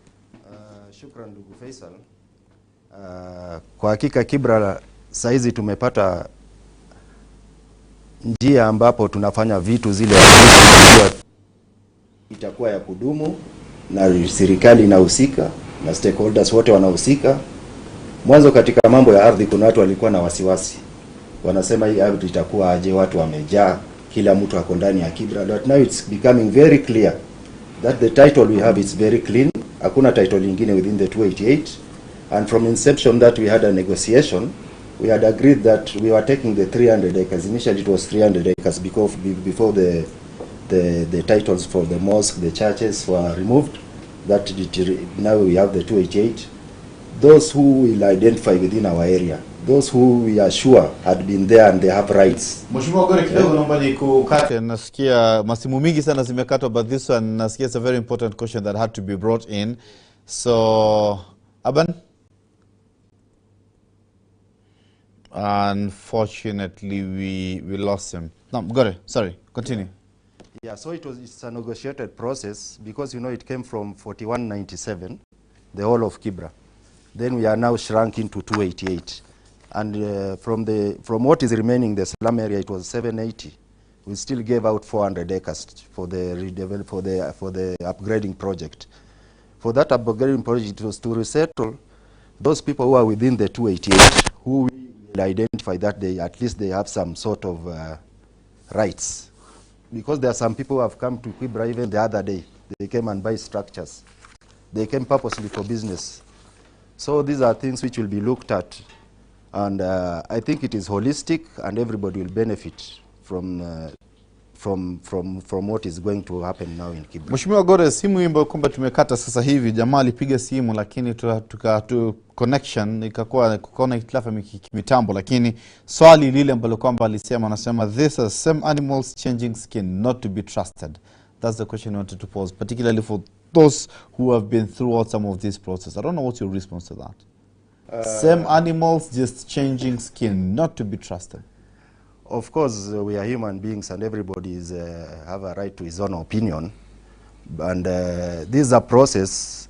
This is something which is right into our heart. And this is what we have been following out throughout. So it's only God who will judge.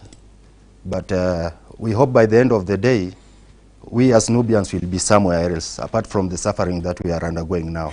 Can I just you know, I really like Gore. He puts things as there as a politician. But I just remember a comment from Ahmed Nasir, the senior councillor Ahmed Nasir. It was a personal matter. You know, I was doing, I was supposed to do some new business, and he says, don't let your bad experience with other people stop you or deter you from getting into new relationships and new business. Just because previous government and previous regimes mistreated the Nubians does not mean that the current administration will mistreat the Nubians. The current administration has actually pronounced itself very clearly. Number two, we have laws, and we are much brighter now. So we can protect ourselves. So even if those animals change their skins, you have the spear, you have a gun, you can actually take care. Number three, we actually have a ruling for 4,197 acres that needs to be compensated, that the government is looking into. The issues of citizenship rights. I want to cut you there. Another caller has called in, finally. Khadija, assalamu alaikum wa rahmatullahi wa barakatuh. Karibu sana Horizon.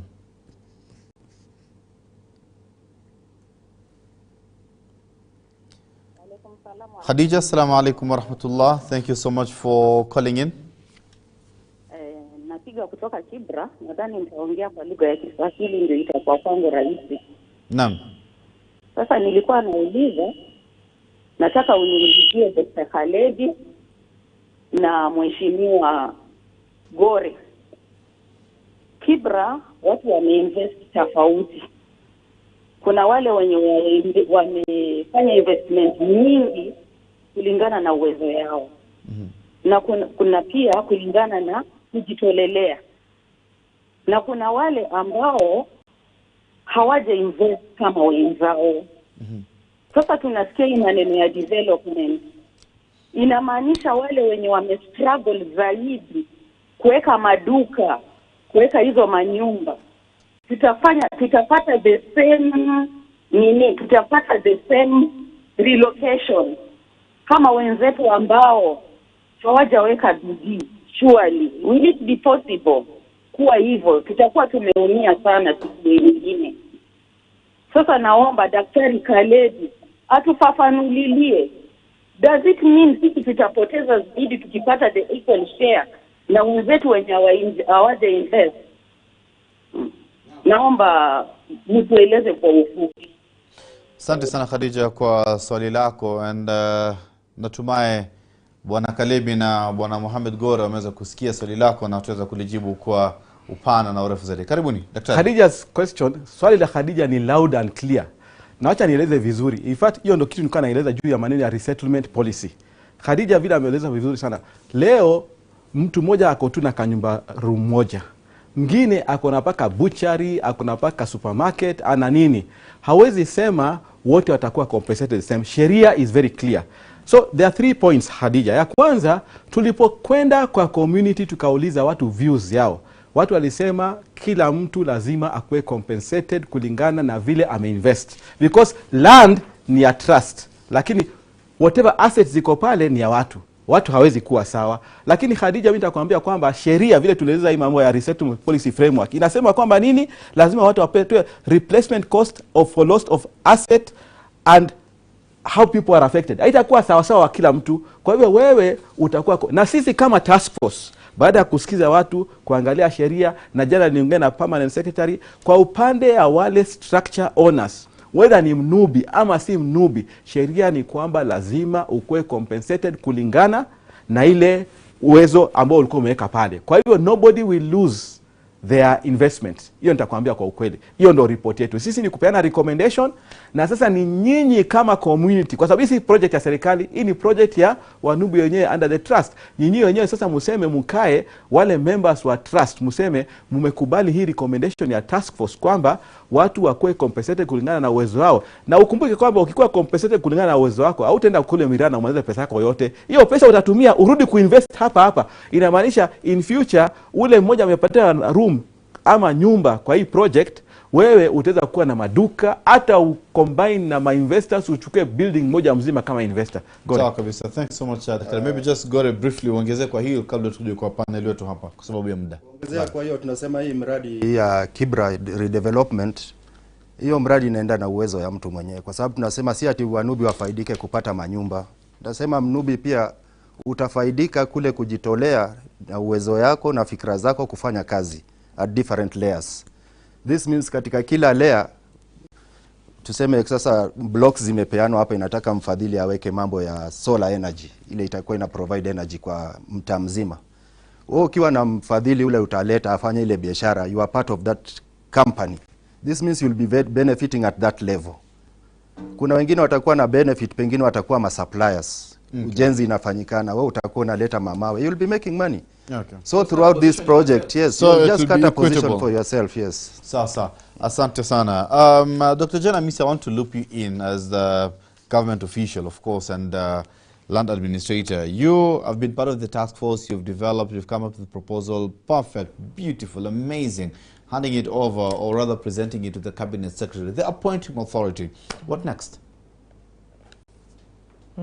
What next? What next? That's a very, very important question, and especially considering what we have done and what we've gone through and the expectation of the whole community.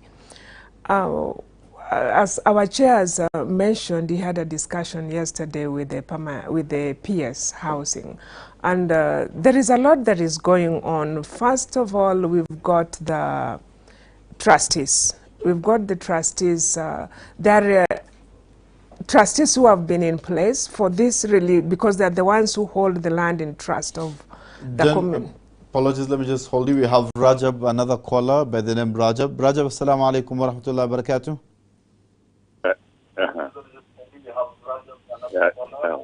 Rajab, can you hear me? Wa alaikum salam wa rahmatullahi wa barakatuh.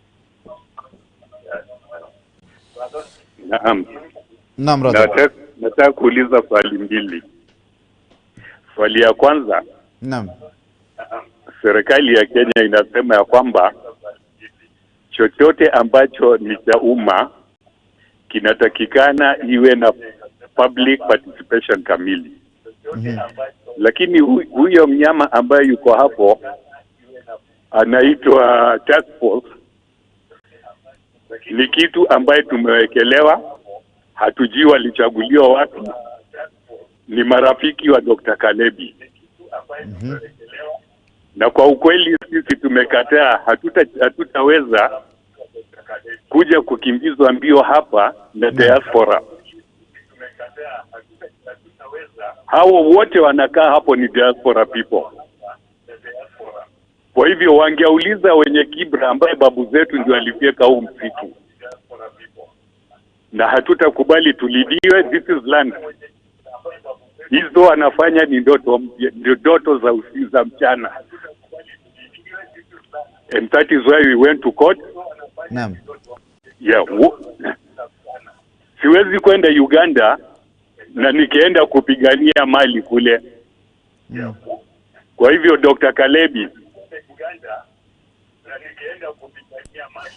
Dr. Kalebi na group yako, tafadhali murudi Mbale, muende mukateste watu huko. Hapa Kibra mtuachie wenyeji. Asante. Shukran sana Rajab. We'll get tumepata swali lako na tutaweza actually it's just a concern that the chairman will be able to address shortly. Dr. Jen. Yes. Thank you once more. You can see they are still coming on, but first of all, we've got the trustees that are, there is a new group of trustees that I think there are arrangements that new trustees will be onboarding. There are many who will remain, and there are quite a number again who are still getting elected to carry on, because without trustees there is no management, because there will be no land here and there will be no title. And then we've got the framework, we've got the SALT members, we've got village liaison committees that are in place and are going to continue. There are members who are appointed during the tenure of the task force, and they're already helping with, first of all, they'll be helping, they've been in contact with the community. They've been relaying what the objectives of the task force, and again interacting with the community to help us get their views. They've brought in several proposals that are already in the task force. So other than that, we are thinking, and we have suggested with the permanent secretary, if there would be an integrated group between the community, the government, and the stakeholders that could help really carry forward whatever has been started, the proposals that have been started by the task force, so that there is no gap remaining, but there will be continuity. Asante sana, Dr. Jen Amisi, for that. Now, I want particularly Halima Dube to respond to this. By Rajab anasema nyinyi ni watu wa diaspora, you're not from Kibra, so you cannot come and plan for Kibra. Of course, that is before welcoming Dr. Kalebi to finish the presentation as you're wrapping up the show this morning. We are seriously overriding on time. But Halima, you're not from Kibra. How do you go and plan for the Kibra people? Thank you so much for that question. And first of all, I'd like to thank Rajab for asking that question, because that is something that has been really talked about by minority of part of the population of the Nubian community. One, I think Mr. Rajab has been able to use one word that is very disrespectful, and I believe calling us animals and calling any particular person as an animal, I don't think it comes from a good place. I believe you're human. I know I've been working with humans, and as much as any human has an issue, we all have issues. And there's a respectful way of communicating, and in terms of just airing your view aside from calling people animals. That's one. The second thing is that I would say that, first of all, I am Nubian. I'll speak for myself. And I know I do share an ancestry with you in particular, and some people within this panel. Okay. And from also a personal perspective, is that there's an issue in terms of a particular community. As a community, we've been so much dealing with personal issues as opposed to community. And when we're talking about this, it's important for us as Muslims, as people within the community, to be true believers, as opposed to looking at issues in terms of, if I'm not in this particular post, then it means there has to be something fishy. Okay. If it's something, can I continue, please? Just to clarify and answer before. Finally, please wrap, just because of time, yes. We have to. So what I would say is that, first of all, yes, we are members of the community. In terms of friendship, from a personal point of view, I have not engaged much with any task force member, and I do believe that most task force members have not had a prior engagement aside from probably knowing each other. So we are very much members of the community, yes. And we've done public participation as should be within the whole process of the task force. So just an encouragement, and also just to advise the community is, let us leave all that behind, and let's work together as true believers and critique as it should be to move forward, because this is not for me, this is not for Dr. Kalebi, this is not for Dr. Jane, but this is for the generations to come. So let's truly move forward from a perspective of wanting to grow, critique people from a point of wanting to help for them to move forward, as opposed to putting people down, because it's for the generation that is coming, as opposed to that has gone. And this particular generation, you'll find the 60s, the 70s are the ones who are critiquing so much the projects that are for. Can you imagine all of the issues that have happened, the trauma that the community has gone through in terms of demolitions all through. My mother has been affected. My grandmother, my mother, they've been affected with demolitions in Langata. I've seen it. Even there's a time there was a bit of fires within Langata Kijiji area, which was formerly part of Kibra, and all that has affected. Briefly, sorry, let me just cut you. We have another caller by the name Khadija again. Sorry for that. Khadija, assalamu alaikum and good morning. Morning to you. Assalamu alaikum wa rahmatullahi wa barakatuh. Wa alaikum salam wa rahmatullahi wa barakatuh. Kuna mtu ameongea kuhusu watu wenye wametoka kwa mfano Uganda. Kweli watapata ardhi the same na watu wenye wako Kenya. Watu wamesahau ya kwamba kumekuwa na intermarriages. Not only from people from Uganda, we are mixed. Some are Wakambas, wengine Wajaluo, tumeoana. Na watoto wakizaliwa, kwa mfano sisi wanawake wenye wameolewa, hawa watoto wakizaliwa, by the end of the day mimi nikiwa mwanamke, hata kama nimetoka Uganda ama Tanzania, huyu mtoto anaenda kuwa mnubi. Huyu mtoto anaenda kuwa mnubi. Na mme wangu akifariki, aniwache kwa hiyo ardhi. Ashanizalisha watoto. Nimezaa watoto, hao watoto sasa si wa kwetu. Hawezi kuwa wa Uganda wala wa Wakambani. Hao watoto sasa wanaongea Kinubi na ni Wanubi. Na mme wangu ashafariki na sasa wanasema hawataki wenye wametoka nje. Kwa hivyo sisi wajane na wale wenye wanawake wenye tuliolewa na hao wanaume wa Wanubi, does it mean tutafukuzwa kwa sababu sisi si wazaliwa wa Kibra? Tumesoma Kibra wengine wetu. Wengine walitoka Uganda wakiwa wadogo, wana watoto wadogo, wakasoma Kenya from primary, secondary, university. Wengine tumezana hawa Wanubi wa 288. Does it mean tutafukuzwa kwa sababu tuliolewa na hawa Wanubi na tumezaa watoto wa Kinubi? Hiyo ndio nilikuwa nataka nifafanuliwe, kwa sababu mwenzetu amekuwa mkali sana kuhusu watu wenye wametoka nje. Asante sana Khadija. Swali lako limeweza kusikizwa na inshallah utapata jawabu lako. Shukran sana Khadija. Asante. Sawa, shukran. Thank you so much. Halima, I asked for 30 minutes nikapatiwa and I'm overriding on 11 more minutes. So kindly let's wrap up your answer and then we go to the next question, please. The next step, please. Halima. Yes, and apologies for that.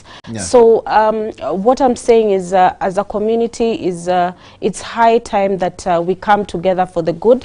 Let's forget the past. If there are issues in terms of critiquing, let's do it in a positive manner.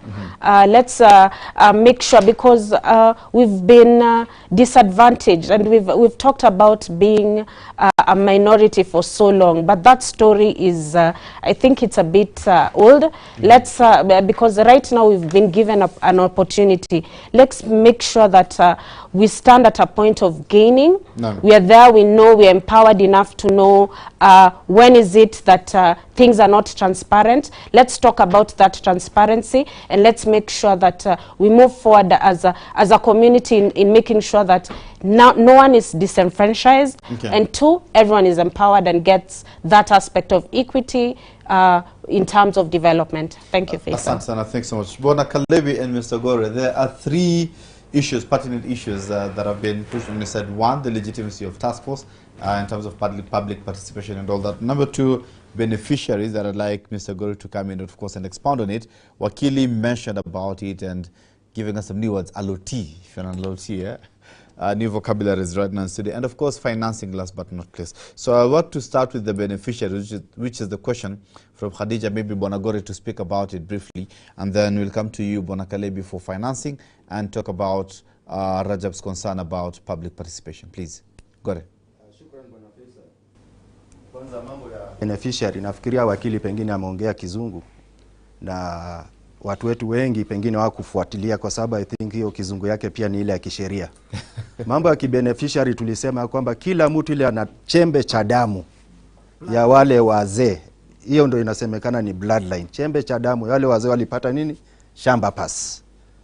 Kwa hivyo kama hata ni mtoto ya msichana, mtoto wa kiume, ana ile chembe ya damu. Hata kama yeye si Muislamu lakini akona hiyo chembe ya damu, hata kama ni Mchina, akona haki. As long as anaweza kutrace hiyo damu na ifike kwa mababu huko, ana haki. Kwa hivyo hakuna mtu anabagiliwa. In fact sisi Wanubi tumekuwa so generous. Imagine from 4,197 acres mpaka tumebaki tu 288 na bado tulipeana 400. Kwa hivyo nafikiria imefika wakati we have to look at each other at the eyes na tusema ukweli iwe ni kweli. This is a serious business. Na hii wakati imefika saizi, hatutaki kama unajua wewe si bloodline, tafadhali utusupport. Because at the end of the day kuna faida mingi kwa hii mradi utapata. You support us. We've been living with you. Ulikuwa unafaidika Kibra na bado utafaidika. Look at this thing holistically. Bigger picture. Usione kwa sababu Gore yake huko ati Rajabu wewe uko nyumbani. In fact, si mimi ndo chairman yao ya village. I usually have meetings with them.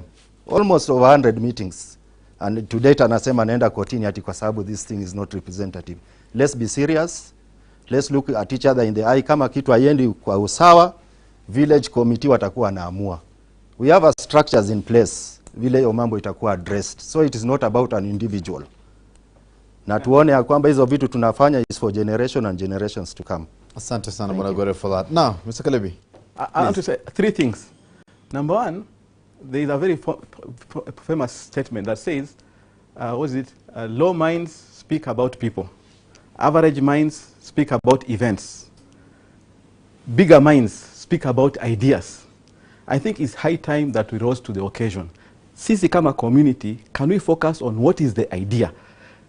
Taskforce imekuja, imepeana opportunity for public participation, watu wakuja wapeane ideas yao. Unapata, umeenda kwa community participation, pale Kibra Primary, unatoka watu wamekaa huko kwa base. Wanakuambia muliongea nini?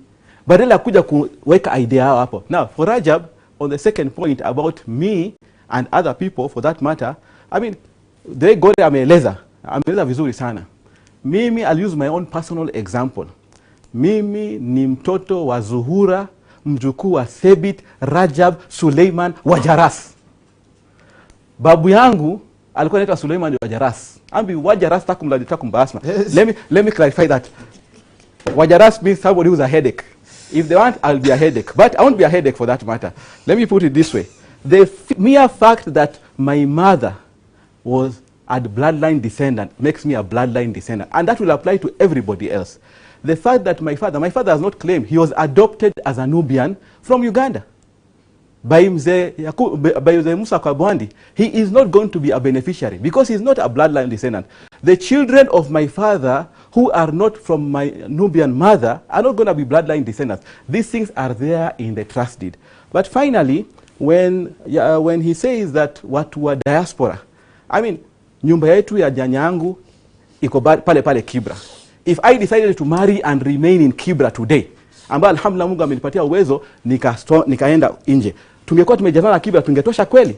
So we have actually created room for other people to be able to enjoy. So don't call us people from diaspora. We belong as much as everybody else.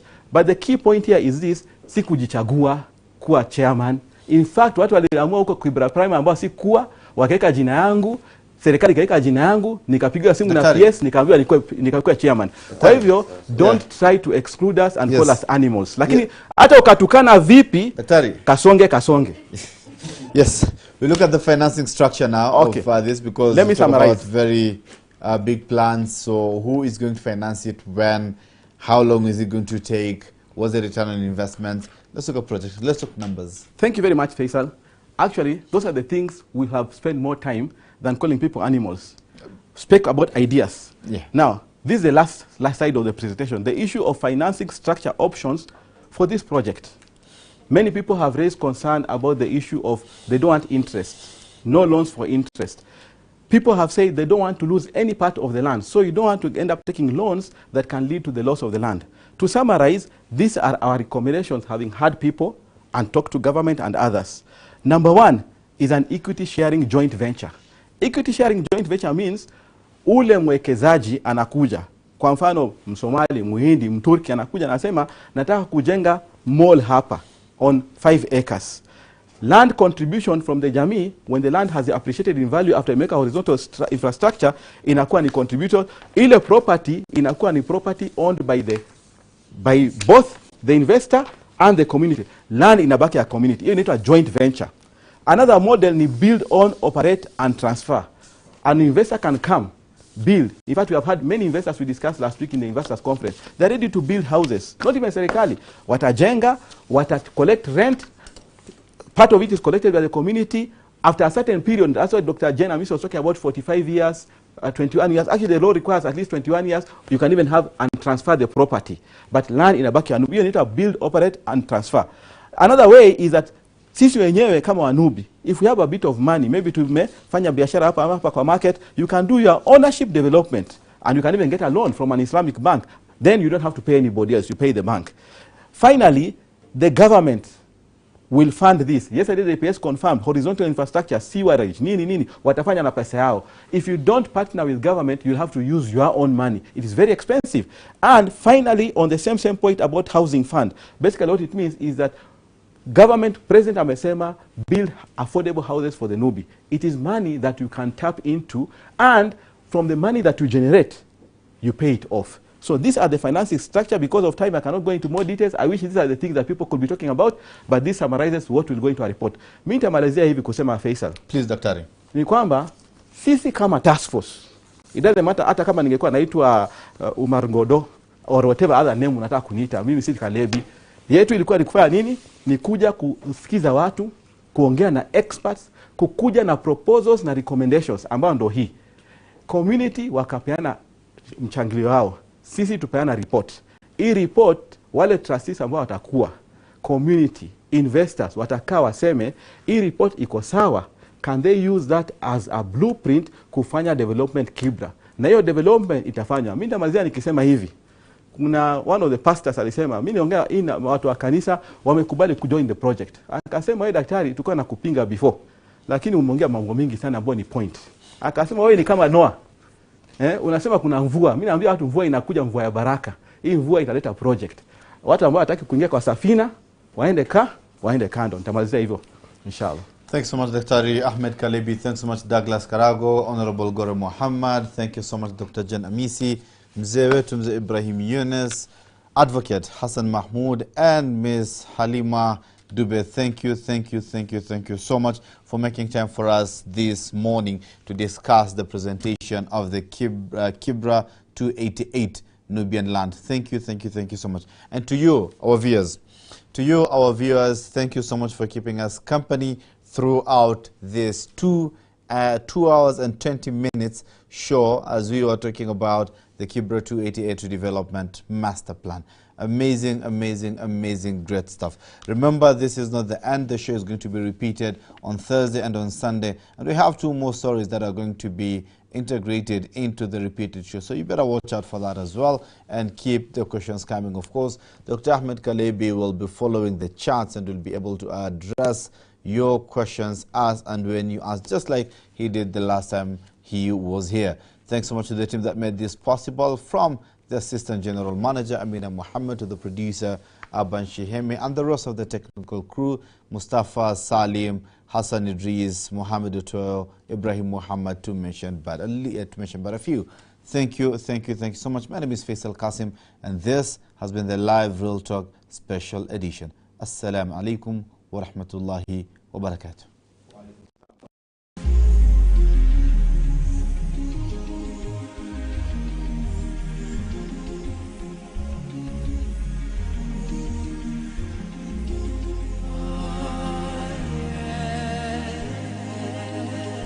قال تعالى في محكم تنزيله بعد أعوذ بالله من الشيطان الرجيم Ninasaha kutoka pwani. هذا الدين قال الله قال الرسول قال الصحابة هم أولو العرفان انتهى. Ili kuongoza kwenye njia iliyonyoka. Sikizeni hadithi hii ya Mtume alayhi salatu wasalam. Hakuna atakayeweza kumfungia mtu mlango ambaye Mwenyezi Mungu aliyemfungulia. Kuimarisha imani yako. Thabbit qulubana ala dinik wa ala ta'atik. Ungana na mashekhi wetu kutoka